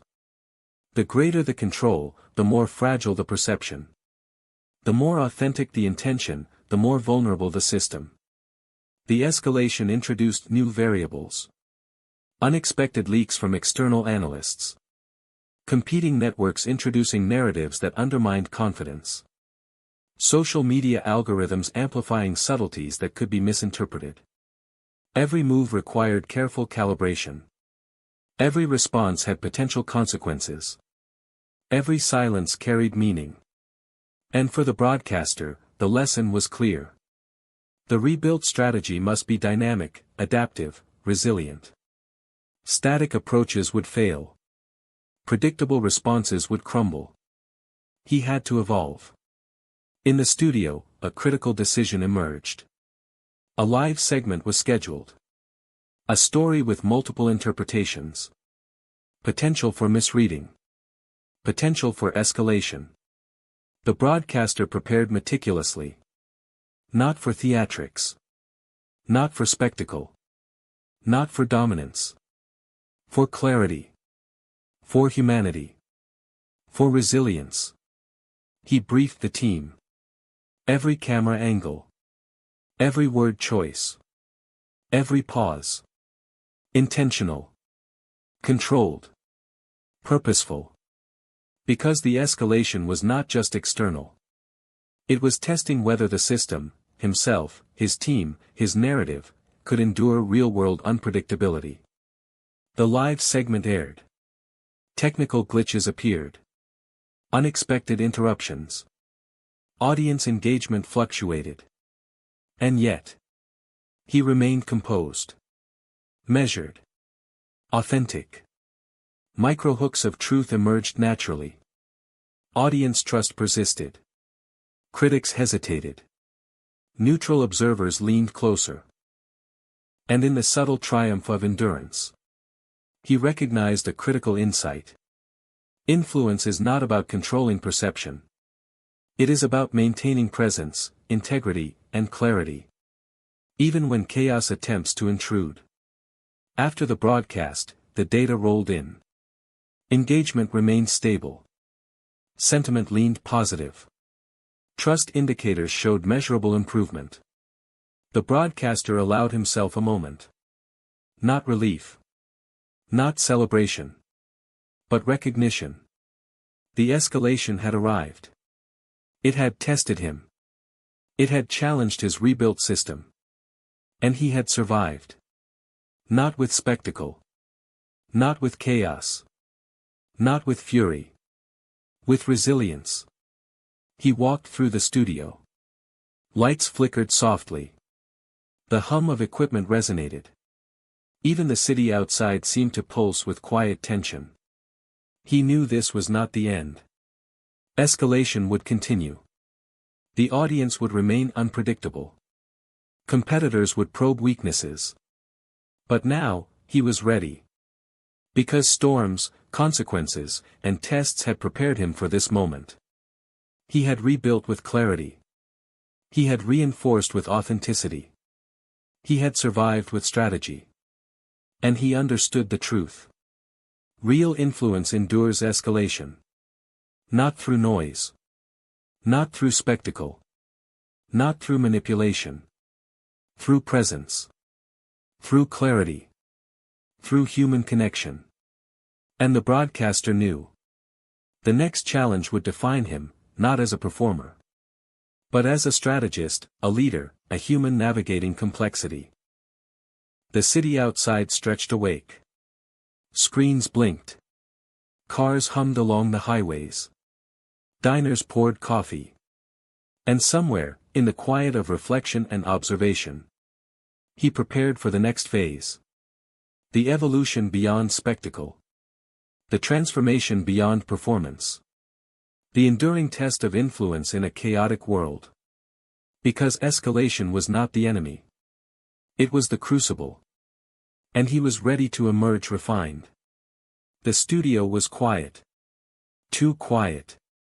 After the live segment, the city outside buzzed with ordinary chaos, traffic, coffee orders, blinking screens, but inside, a subtle tension lingered. The broadcaster could feel it. Not from metrics. Not from competitors. Not from the audience. From the shadows. It began with small anomalies. A subtle leak of internal communications. A misinterpreted clip from a rehearsal.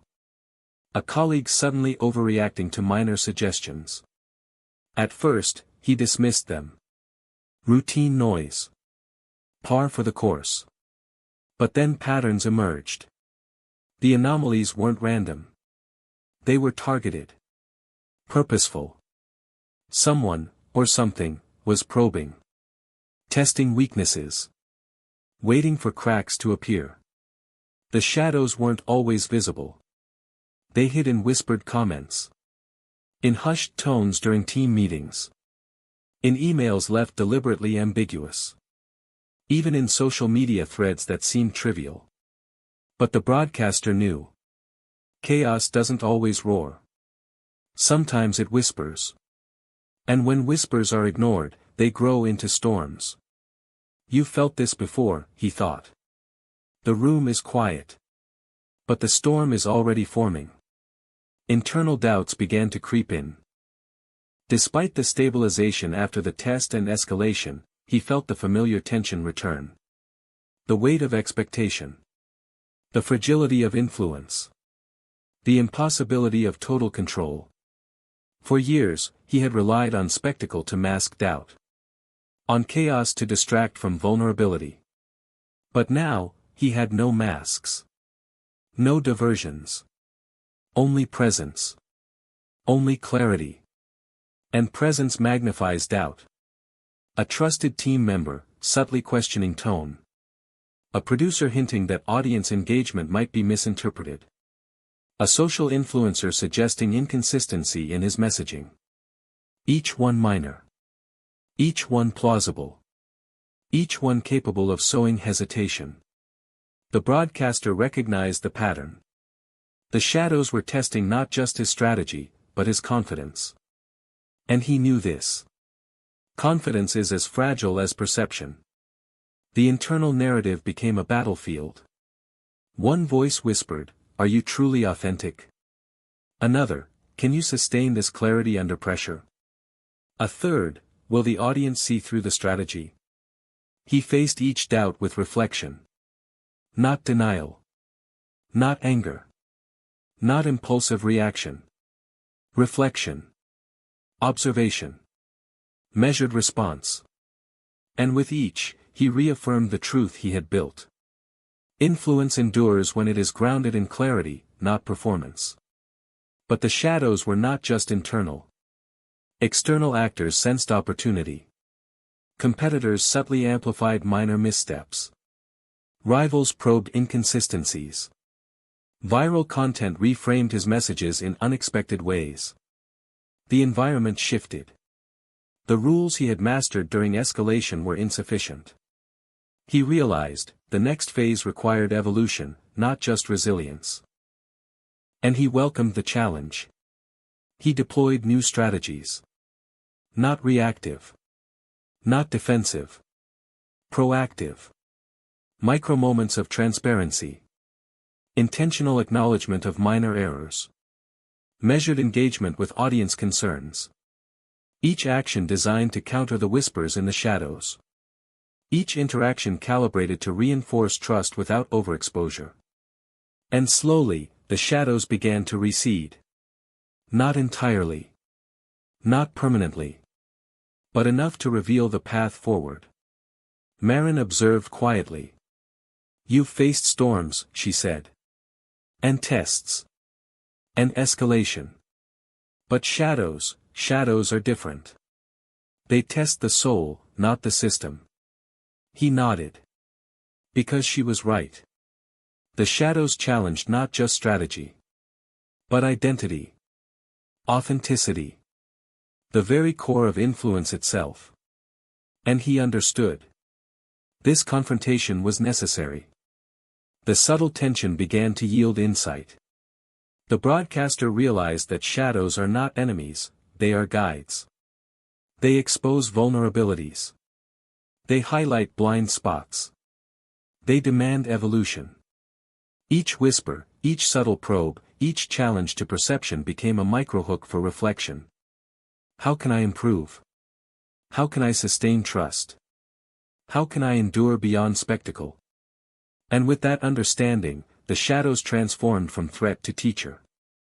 By the end of the day, the broadcaster had mapped the terrain. He identified sources of internal doubt, tracked patterns of external probing, analyzed social media amplification of subtle narratives. He prepared contingency strategies, reinforced team alignment, calibrated responses, and, most importantly, reaffirmed his own clarity. The shadows remained. They would never vanish. But they no longer intimidated him. They were part of the ecosystem he had learned to navigate. Walking through the quiet studio, he observed small details, the hum of equipment, the flicker of monitors, the subtle exchange between team members. Each was a microhook of insight. Each carried meaning. Each offered opportunity. And in the subtle interplay of light, sound, and human presence, he saw the truth. Endurance requires evolution. Influence requires adaptability. Clarity requires courage. The shadows were not the end. They were the crucible for the next stage of transformation. Outside, the city pulsed with ordinary life. Screens flickered. Traffic flowed. Diners served coffee. People whispered, argued, connected. And somewhere in the quiet, the broadcaster prepared for the next challenge. Because shadows do not signal defeat. They signal the need to rise, again, smarter, stronger, more aware. And he was ready. The studio lights flickered softly, casting long shadows across the polished floors. The broadcaster paused, listening, not to metrics. Not to analysts, not to critics, but to human signals. Because the shadows had taught him something crucial. He could not endure alone. Not in influence. Not in trust. Not in clarity. Alliances were no longer optional. They were essential. It began with Marin. Not a strategist this time, but a true partner in observation. She had been steadfast, cautious. But now she became a collaborator, a sounding board, a mirror. You've passed tests, she said quietly. And weathered storms. Escalation has proven your clarity. But influence is social. It thrives in networks. It survives in alliances. The broadcaster nodded. He understood. Alone, clarity can survive. But enduring influence requires connection. The first alliance was subtle. A veteran producer, cautious but insightful, offered guidance on narrative sequencing.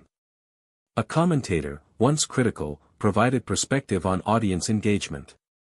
Even a rival influencer, recognizing shared interests, extended a tentative hand. No contracts. No formal agreements.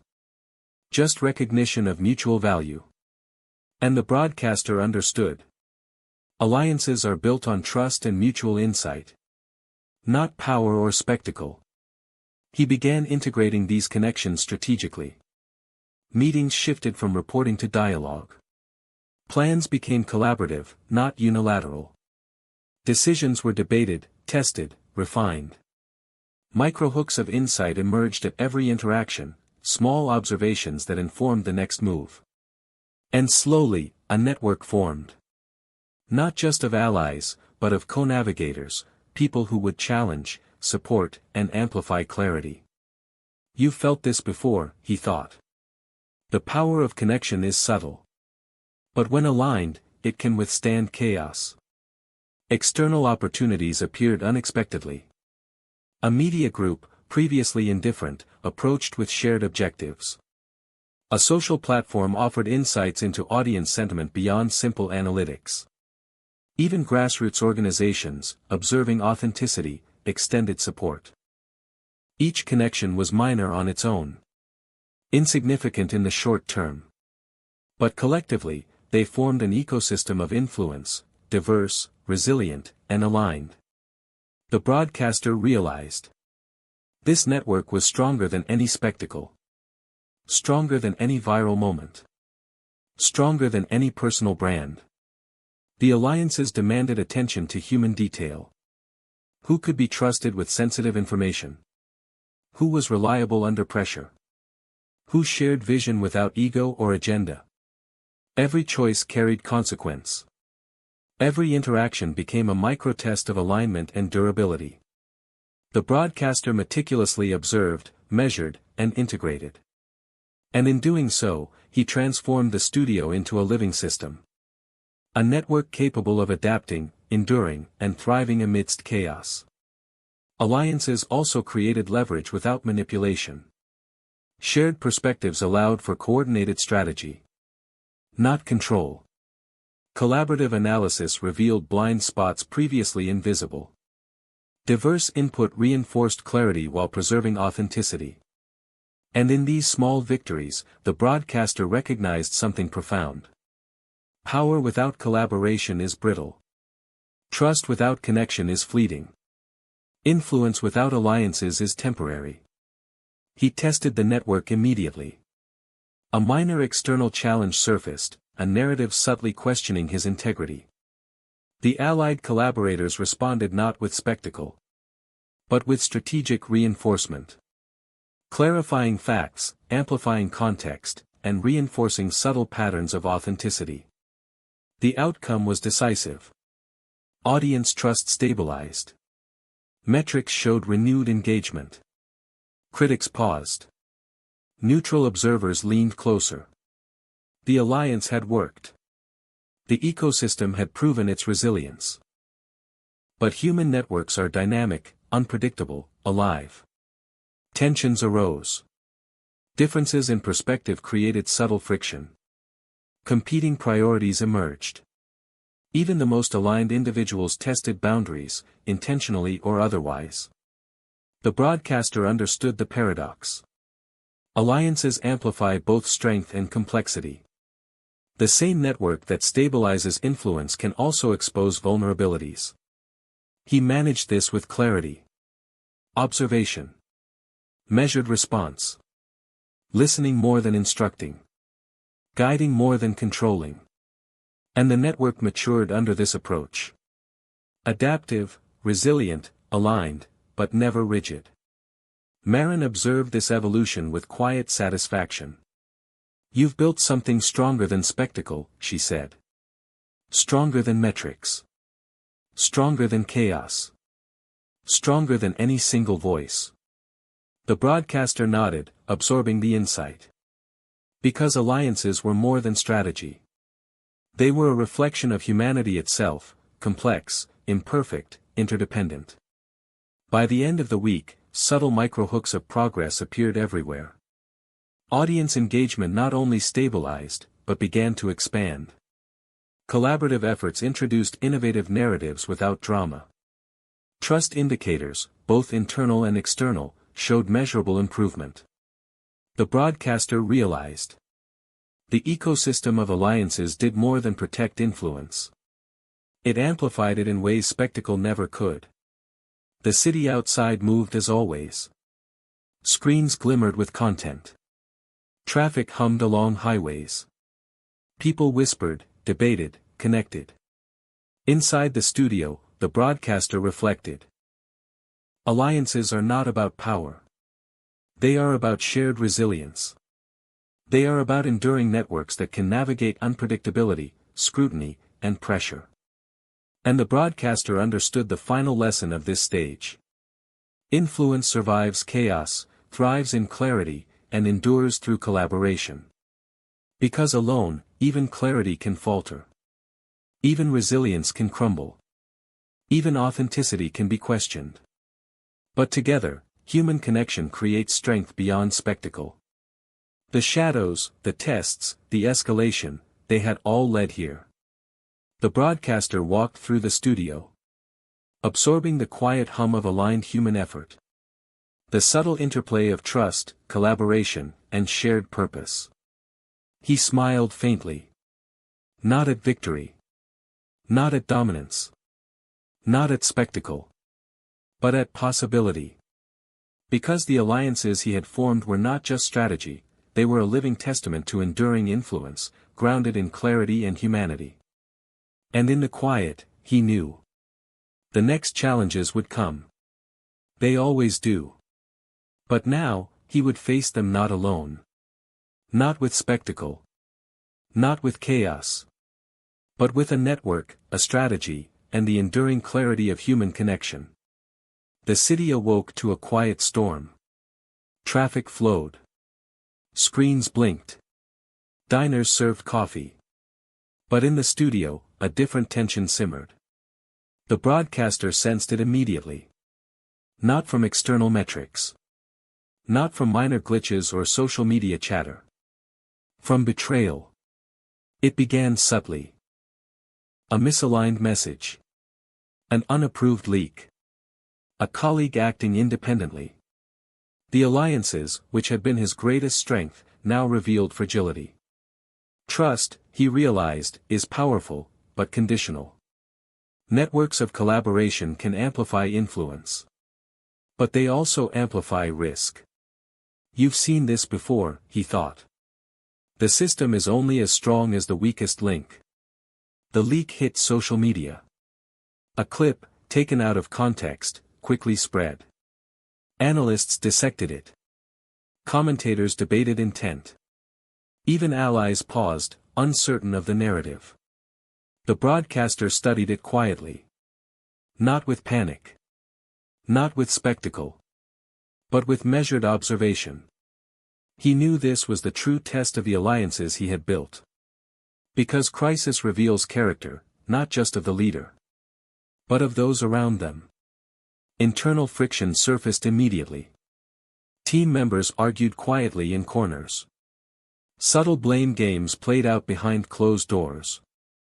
Even Marin, steady as ever, paused before offering guidance. The broadcaster realized. His network, once a fortress, was now a living, breathing system under stress. And stress reveals fractures. A subtle social media narrative framing him as inconsistent. A minor competitor amplifying the leak with understated critique. Internal miscommunication causing delays in strategic response. Each seemed minor. Individually, almost ignorable. But cumulatively, they formed pressure, a quiet, relentless reckoning. He acted deliberately. Not with spectacle. Not with chaos. Not with blame. Instead, he convened the network. Measured tone. Acknowledgement without defensiveness. Clarifying facts without overexposure. And then, the critical insight. Those who waver under pressure are exposed. Those who remain aligned, adaptive, and focused reinforce the network. It was a crucible, testing the durability of influence and the strength of alliances. The broadcaster faced the paradox of betrayal. Trust had been the foundation of his rebuilt system. Now, betrayal tested it. Not dramatically. Not violently. But quietly. Insidiously. And in that quiet, he realized. Influence is fragile. Collaboration is complex. Authenticity can be questioned. And leadership is proven not in calm moments, but in the reckoning of crises. He deployed strategic measures. Micro-actions, careful communication. Measured responses, reinforcing trust with allies. Subtle signaling, clarifying intent without spectacle. Every move was deliberate. Every word calculated.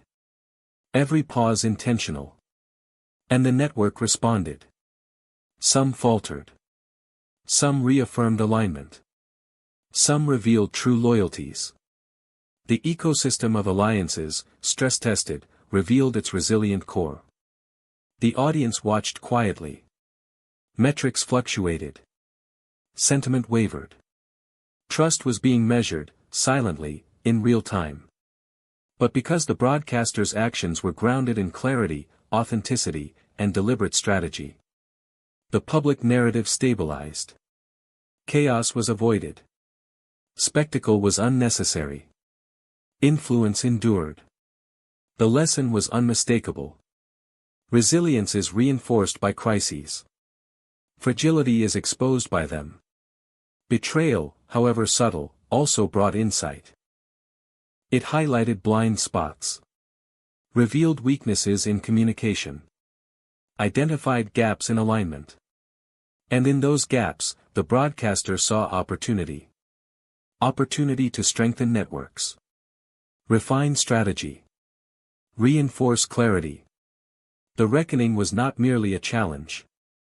It was a mirror, reflecting both vulnerabilities and potential. Marin observed quietly. "You've built alliances that can endure storms," she said. "But betrayal is different. It tests integrity. It tests clarity. It tests endurance itself." He nodded. She was right. Betrayal doesn't destroy influence, it reveals it. And the broadcaster, watching the subtle reactions of his network, understood the lesson. Trust is fragile, but resilience can be engineered. Influence can survive betrayal, but only if grounded in strategy and human connection. By the end of the day, subtle microhooks of stabilization emerged. The leak was contained. Miscommunications were clarified. Internal alignment began to return. The audience's perception shifted subtly in his favor. The reckoning had passed. Not without scars. Not without insight. But it had passed. And in the quiet aftermath, the broadcaster reflected. Chaos tests. Consequences teach. Escalation reveals. Shadows challenge. Alliances endure. But betrayal defines. Walking through the studio, observing subtle exchanges between team members, he realized the profound truth. Endurance is not passive. It is active, deliberate, and relational. Influence is not maintained by spectacle. It is forged in a crucible of trust, clarity, and human networks. And the broadcaster understood. The next challenges would arrive. They always do. But now, he would face them with a stronger system, refined strategy, and adaptive alliances. Because the reckoning had revealed the ultimate lesson. Influence is durable only when it can survive betrayal. Outside, the city moved with its usual rhythm. Screens flickered. Traffic hummed. Diners poured coffee.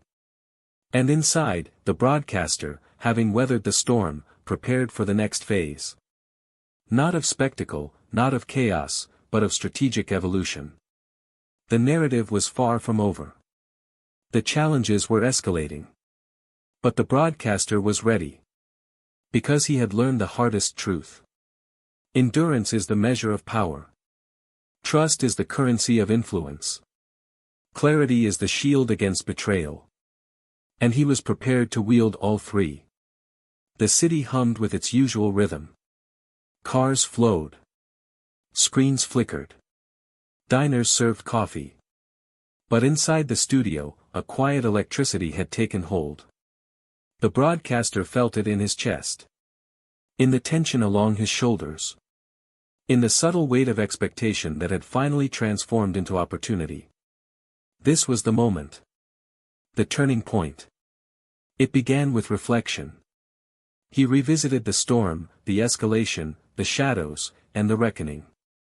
Every test, every betrayal, every minor victory, catalogued. Lessons extracted. Patterns mapped. Human dynamics studied, analyzed, integrated. He realized the truth. Influence is not static. It is an organism. It grows. It evolves. And the turning point comes when preparation meets courage. A subtle narrative he had introduced weeks ago, small, almost imperceptible, was now gaining traction. Audiences responded. Allies noticed. Competitors paused. It was time to act decisively. Not with spectacle. Not with fury. Not with reaction. But with calculated authenticity. The broadcaster convened the team. Every alliance member gathered. Every key voice present. Marin at his side, steady and observant. "We've endured storms," he said quietly. "We've faced escalation. We've weathered shadows. We've survived betrayal. And now, we act. Not to dominate. Not to perform. But to define clarity on our terms." The room was silent. Everyone understood. The turning point had arrived. He deployed the first phase. A live broadcast designed not to provoke, but to illuminate. A narrative carefully structured to reinforce trust, authenticity, and strategic vision. Every word chosen with precision. Every pause intentional. Every microhook designed to draw attention without spectacle. The audience felt it. The subtle rhythm of sincerity, strategy, and human presence resonated. Metrics began to shift. Engagement increased. Trust indicators improved subtly but measurably. The turning point was working. But the external environment would not yield easily. Competitors responded. Minor critics amplified old narratives. External analysts probed, dissected, questioned. The broadcaster observed. Measured. Adjusted. He realized, turning points are never singular events. They are processes. Evolving, dynamic, and resilient. Inside, alliances were tested again. Some hesitated. Some questioned timing. Some suggested caution. The broadcaster navigated these tensions with the skill honed over weeks of crisis and escalation. Not by enforcing compliance. But by aligning vision. Clarifying purpose. Reinforcing trust. And the network responded. Dynamic. Adaptive. Unified. The turning point, he understood, was as much about human alignment as it was about strategy. Microhooks appeared in unexpected ways. A viral clip showing candid reflection during the broadcast. A commentator, previously critical, now analyzing the segment with nuance. Subtle social sentiment shifts indicating acceptance of the new narrative. Small details, almost imperceptible, became the foundation for amplified influence. Because turning points are rarely about spectacle, they are about perception, trust, and the quiet emergence of alignment. The broadcaster acted decisively in the second phase. He addressed vulnerabilities exposed during the reckoning. Acknowledged minor missteps without defensiveness. Integrated feedback from alliances. Demonstrated adaptability in real time. The result was profound. Critics paused. Allies strengthened their commitment. Audience engagement solidified, demonstrating resilient trust. The turning point was no longer theoretical. It was tangible. Measurable. Real. Marin watched quietly. "You've navigated storms," she said. "You've endured shadows. You've survived betrayal. And now, you've redefined the narrative." He nodded. Because she was right. The turning point had arrived not through spectacle or chaos. But through strategy, clarity, and human alignment. And in that alignment, influence became durable. The external environment began to respond. Competitors paused. Minor narratives of doubt dissipated. Analysts reconsidered framing. The audience, sensing authenticity, gravitated toward clarity. Trust, once tentative, solidified. The broadcaster realized a profound truth. Turning points are forged in preparation, human insight, and deliberate action. Influence is enduring when built on clarity, alliances, and authenticity. Chaos cannot undo systems designed to adapt. He reflected on the journey. From storms to tests. From escalation to shadows. From alliances to betrayal. Each stage had prepared him for this moment. Each challenge had reinforced lessons. Each microhook, each cognitive loop, each subtle reflection had built a system capable of resilient, enduring influence. The turning point was not the end. It was the beginning of a new trajectory. Outside, the city moved with its usual rhythm. Screens flickered. Traffic hummed along highways. Diners buzzed with conversation. But in the studio, the atmosphere had changed. Quiet confidence replaced tension. Measured clarity replaced chaos. Trust replaced uncertainty. The broadcaster smiled faintly. Not at dominance. Not at victory.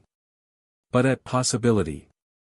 Because the turning point was not merely about surviving influence, it was about defining it. And in that definition, he found the ultimate lesson. Endurance is strategy. Clarity is power. Alliances are resilience. And with those truths, the broadcaster prepared for the next phase. A journey beyond spectacle, beyond chaos, beyond expectations. The city thrummed beneath morning light. Traffic hummed. Screens blinked with endless content. Diners poured coffee as the world moved, oblivious to the quiet evolution taking place in one studio. Inside, the broadcaster stood, observing. The turning point had passed. The reckoning had tested him. The shadows had challenged him. And now, it was time for the ascent.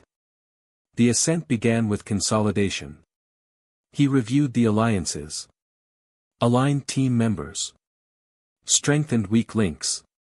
Streamlined communication.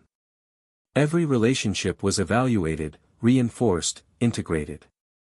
No spectacle. No drama. Just deliberate alignment. Trust is fragile, he thought. Power is temporary. Influence is enduring only when nurtured. Each alliance, each collaborator, became part of a cohesive ecosystem. A system capable of anticipating challenges. Adapting in real time. Withstanding chaos. Next came expansion.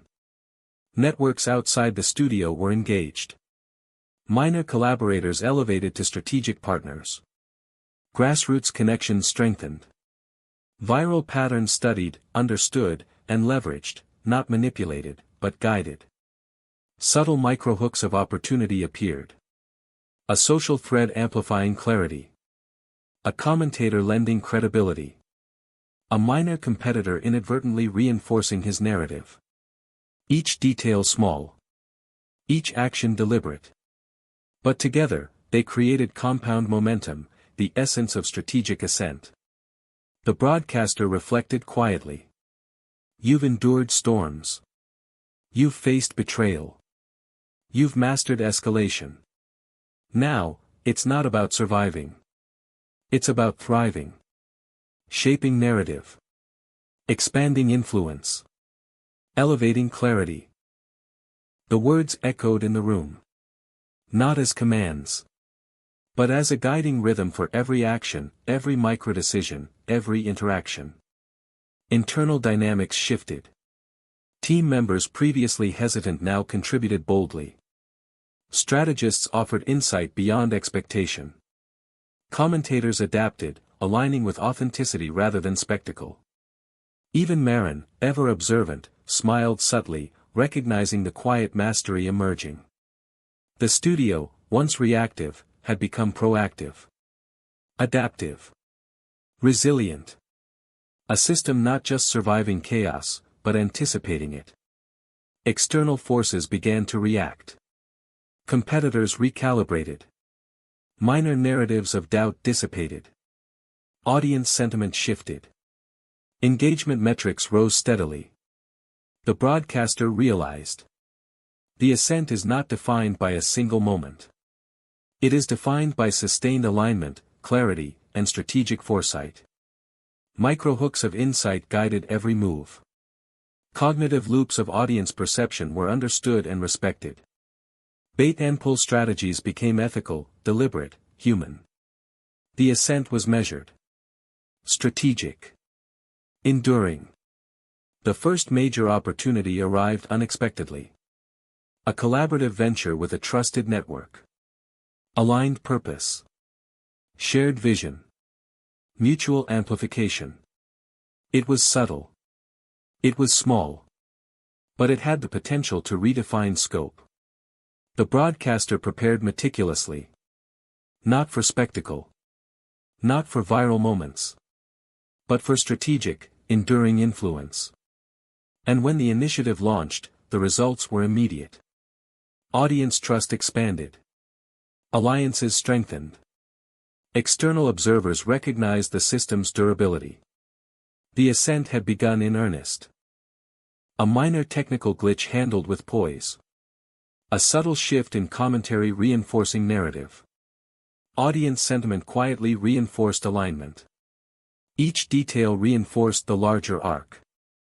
Each small victory compounded into momentum. The broadcaster recognized a fundamental truth. Influence is never a single event. It is cumulative. It is relational. It is built from small, deliberate, consistent actions. Internal reflection deepened. He thought of the storms, the shadows, the betrayal, the turning point. Every challenge had shaped him. Every test had refined strategy.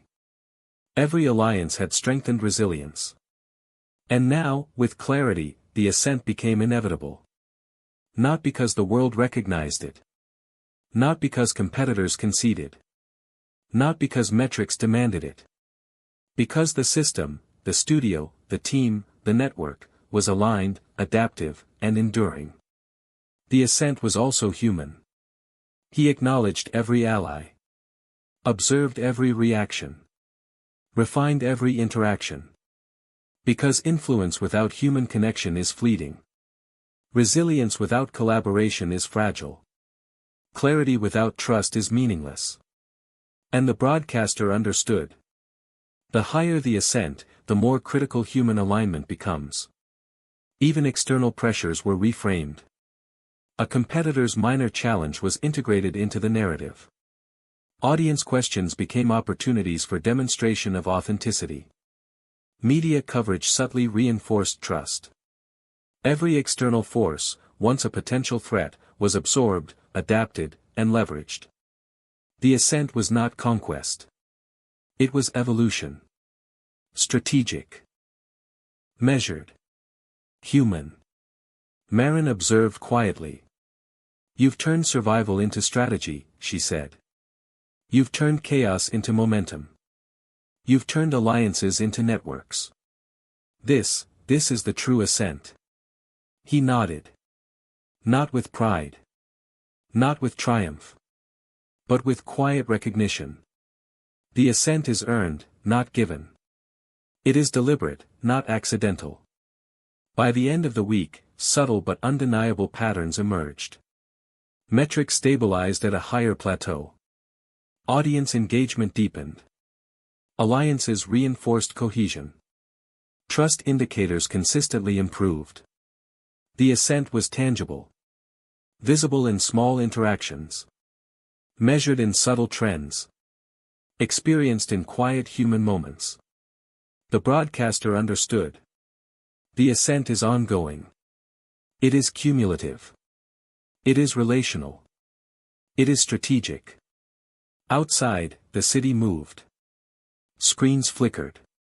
Traffic flowed. Diners served coffee. And inside, the broadcaster stood, observing the culmination of storms, shadows, betrayal, and turning points. The ascent was real. Not spectacle. Not chaos. But enduring influence achieved through clarity, alliances, and strategy. And in the quiet, he knew. The next phase, greater, more complex, more unpredictable, was coming. But he was ready. Because ascent is not just about rising. It is about sustaining elevation amidst complexity. And the broadcaster had learned how. The studio lights were dim. Only the soft hum of equipment filled the space. Outside, the city moved with predictable chaos, traffic, screens, conversations, but inside, a quiet stillness reigned. The broadcaster sat alone. Reflecting. He thought of the storms. The escalation.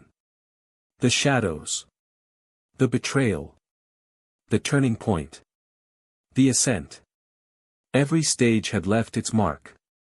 Every challenge had offered insight. Every misstep had revealed truth. He realized that influence is not just about metrics, spectacle, or momentary dominance. It is human. Fragile. Complex. Relational. And reflection, he knew, was the bridge between endurance and wisdom. The subtle hesitation of an ally during the reckoning. The quiet trust displayed during alliances. The unexpected support emerging from former competitors. Each detail, once fleeting, now formed a pattern of insight. Because influence, when observed deeply, is not a series of events, it is a system of interconnected human responses. You've seen this before, he thought. You've lived through it. And now you understand it. The philosophical dimension became clear. Chaos is inevitable. Betrayal is natural. Escalation is relentless. Yet within these pressures exists opportunity. Within shadows lies clarity. Within adversity grows resilience. The broadcaster understood, endurance is not a reaction to events. It is a mastery of perception, strategy, and human connection. He considered alliances. Not just the external collaborators.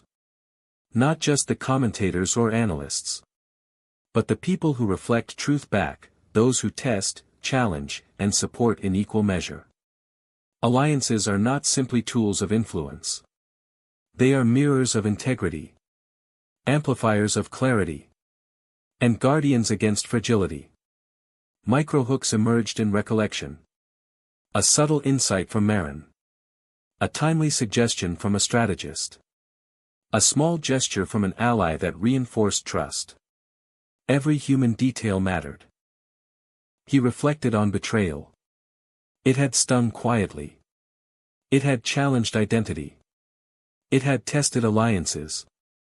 But betrayal, he realized, is a teacher. It exposes weakness. It clarifies boundaries. It demands adaptation. And adaptation is the engine of influence. Not spectacle. Not manipulation. Not chaos. But thoughtful, deliberate response. External pressures were also instructive. Competitors, critics, and analysts had all revealed subtle insights into human perception. Social media, algorithms, and viral patterns had tested trust at micro levels. He had learned, influence is not force applied. It is system nurtured. Every narrative, every message, every interaction is a cognitive loop, a microhook that either reinforces trust or exposes fragility. And understanding these loops is key to enduring influence. He wrote notes quietly. Lessons distilled into simple truths. Trust is fragile, nurture it deliberately. Clarity is power, maintain it consistently. Alliances are resilient, choose wisely. Chaos is inevitable, respond strategically. Betrayal is revealing, adapt without ego. He repeated the lines to himself.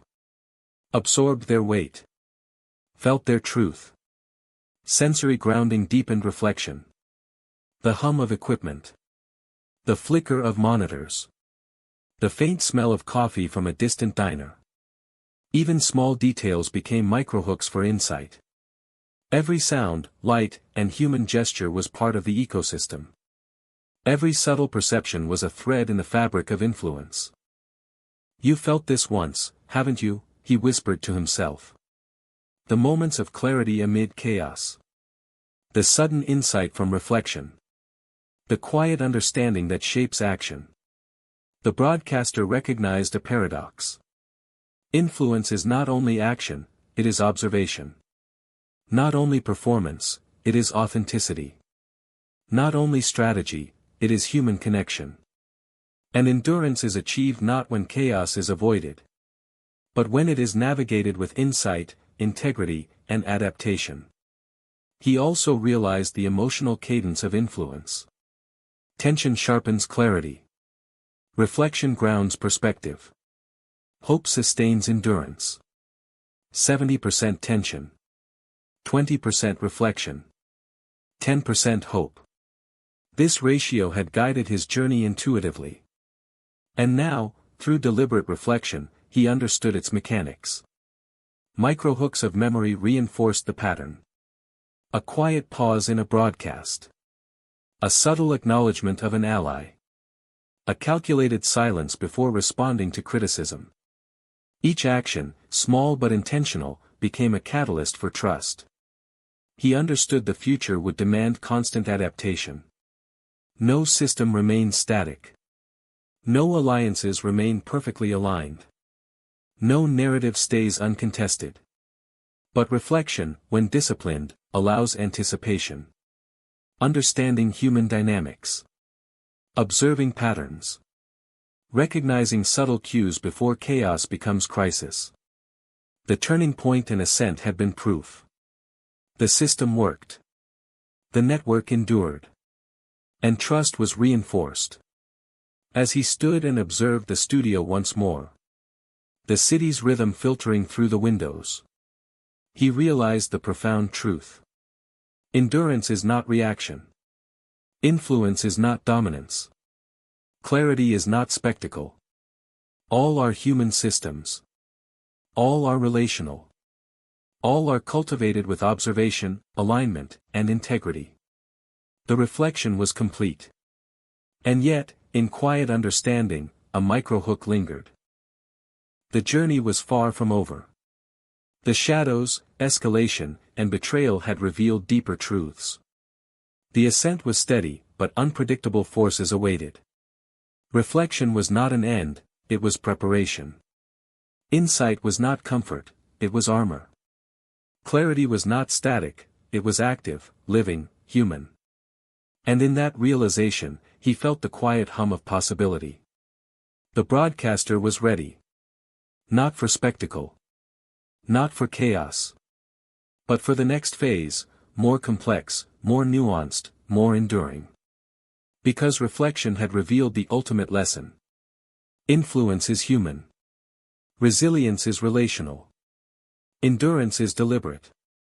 And the journey would continue. The city breathed with its usual rhythm. Screens flickered. Traffic flowed. Diners hummed with conversation. Inside the studio, the broadcaster observed a subtler pattern. The ascent had stabilized. Reflection had clarified. Now, it was time for expansion. Not just influence. Not just audience reach. Not just spectacle.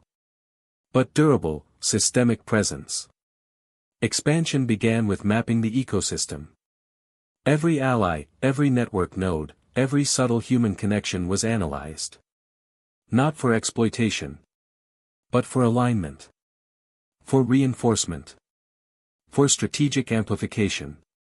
Microhooks emerged in unexpected places. A previously minor commentator now wielding credibility. A small online forum showing subtle shifts in sentiment. A quiet social pattern indicating untapped engagement. Each was a thread to be woven into the larger network. The broadcaster convened the alliances again. The message was simple but profound. We've endured storms. We've survived shadows. We've navigated betrayal. We've reached clarity. Now, we expand. Deliberately. Strategically. Humanely. The room, once reactive, now pulsed with intentional energy. Everyone understood the stakes. Everyone understood the purpose. Expansion required coordination, yes. But more importantly, alignment of values, clarity of mission, and trust in execution. First, internal networks were fortified. Allies with insight were empowered. Collaborators were integrated into decision-making loops. Team members were encouraged to identify subtle opportunities in their domains. Every interaction became a microhook for influence. Subtle trust building. Measured transparency. Deliberate engagement. The system was no longer reactive. It was anticipatory, adaptive, and resilient. Next, external networks were engaged. Minor commentators and influencers were approached not with performance, but with collaboration. Grassroots communities were integrated, valued for authenticity rather than amplification potential. Social patterns were studied, understood, and respected. Every extension of the network created cognitive loops, feedback channels that reinforced trust, authenticity, and influence. You've seen this before, he thought. The subtle human patterns are the foundation of enduring reach. A viral moment captured authenticity, not spectacle. A commentator reframed narrative subtly, reinforcing trust. Minor audiences engaged more deeply, creating new nodes of influence. Small events compounded into measurable growth. Not sudden. Not flashy. But durable. Because sustainable expansion relies on human networks, aligned strategy, and cognitive insight, not spectacle or coercion. He reflected on lessons from shadows and betrayal. Every node of influence had to be resilient. Every connection required mutual understanding. Every narrative needed grounding in authenticity. Expansion, he realized, is not simply reaching more people. It is reinforcing systemic strength. Ensuring the ecosystem can absorb shocks, anticipate challenges, and evolve continuously. Microhooks reminded him of earlier crises. The whisper of doubt during the reckoning. The subtle hesitation in alliances. The unnoticed tension in internal networks. These memories informed each step of expansion. The first major coordinated effort launched. An integrated initiative involving collaborators, grassroots networks, and subtle media amplification. Every detail deliberate. Every engagement measured. Every microhook leveraged ethically. The impact was immediate. Network stabilized. Engagement deepened. Trust indicators strengthened. Expansion was no longer theoretical. It was real, tangible, and enduring. The broadcaster observed quietly. You've turned reflection into insight, he thought. You've turned alliances into systemic strength. You've turned influence into durable presence.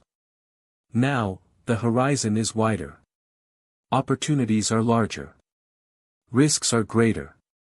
But so is resilience. He understood that the ecosystem was adaptive. Dynamic. Human. Relational. Expansion was no longer about audience size alone. It was about reach that could endure chaos, adaptation, and scrutiny.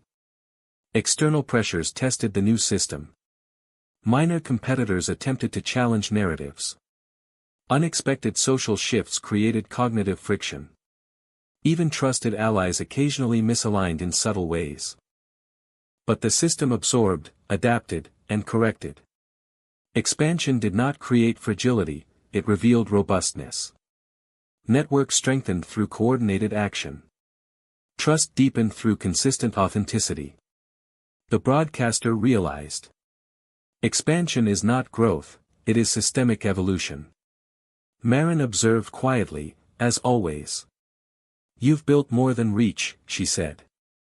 You've built resilient networks. Human systems that can withstand chaos, betrayal, and scrutiny. This is not influence. This is legacy in motion. He nodded. Because she was right. Expansion without durability is empty. Growth without alignment is fleeting. Influence without authenticity is hollow. And he had none of those weaknesses. By the end of the week, patterns of expansion were evident.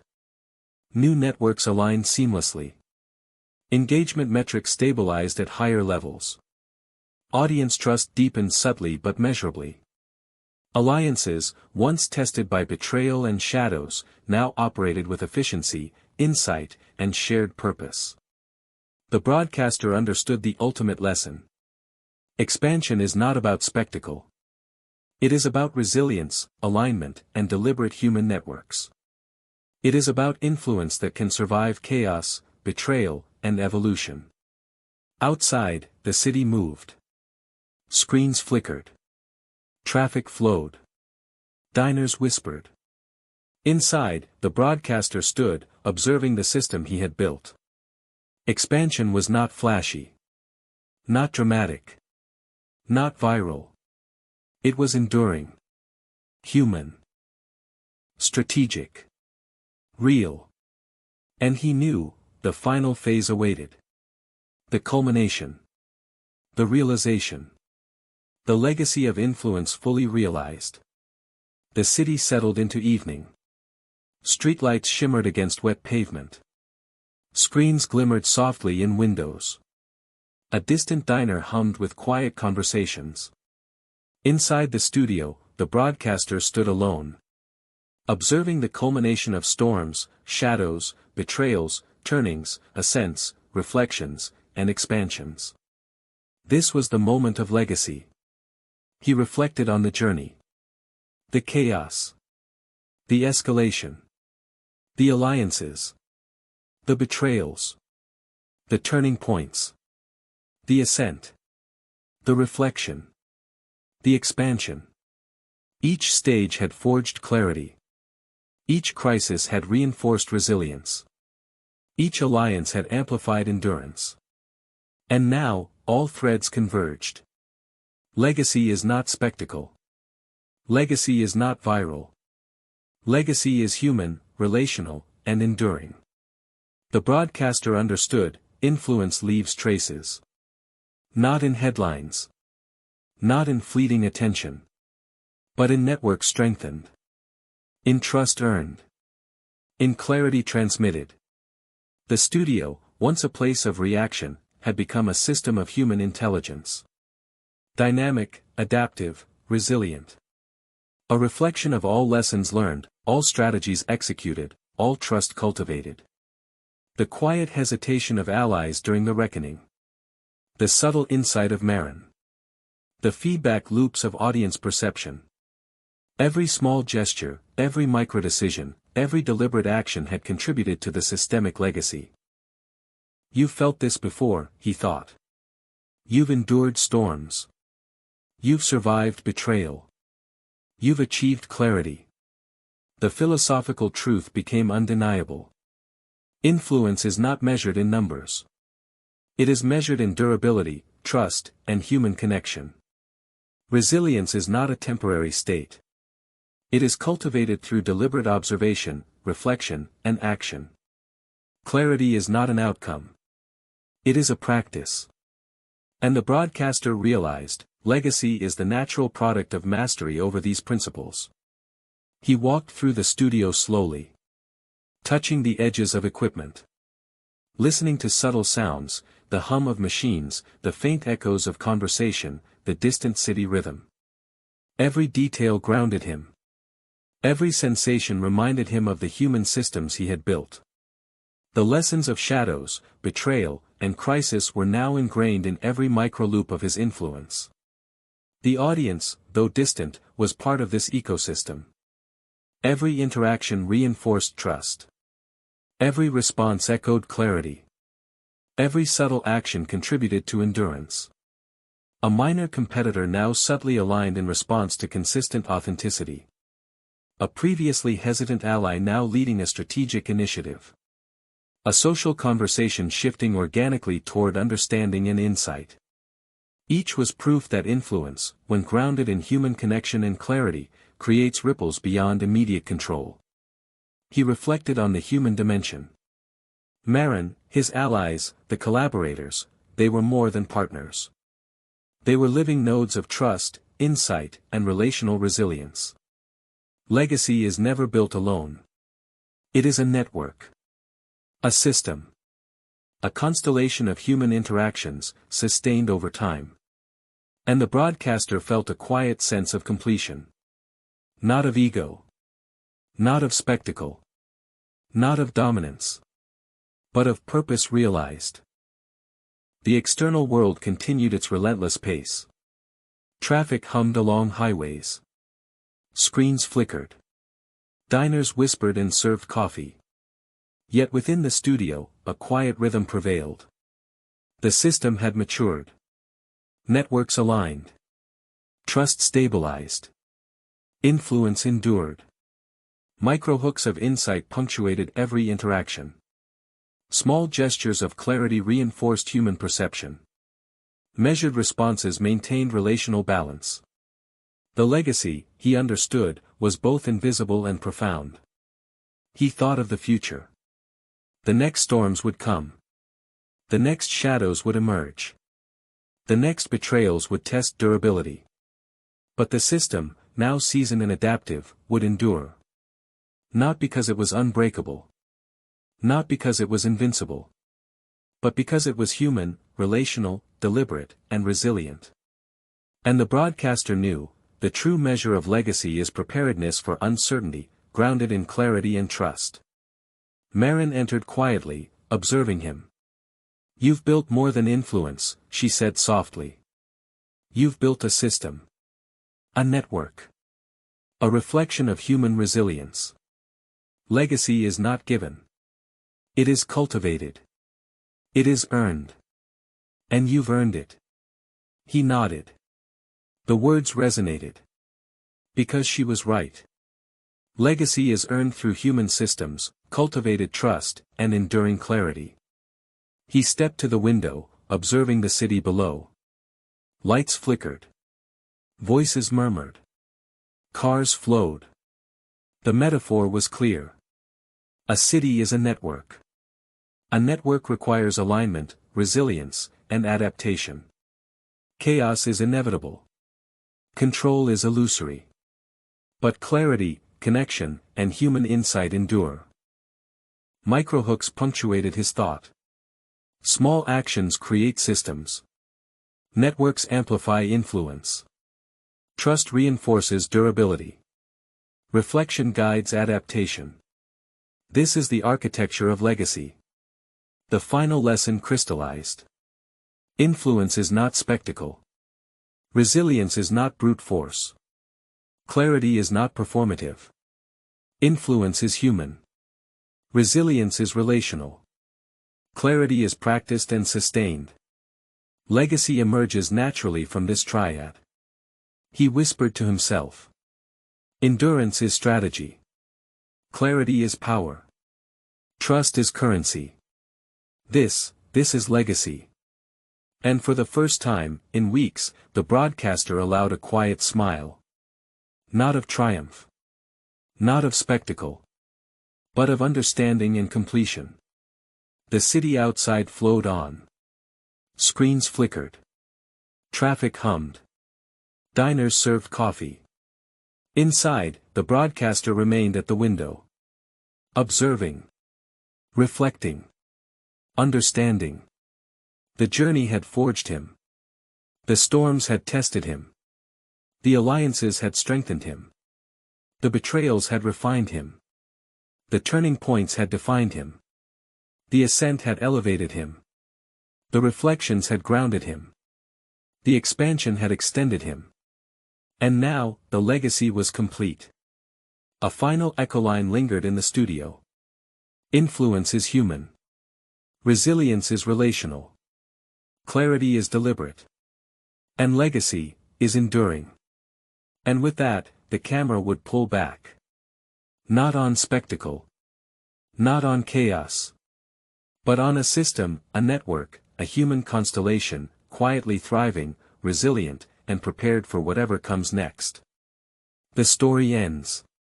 But the influence endures. The legacy lives.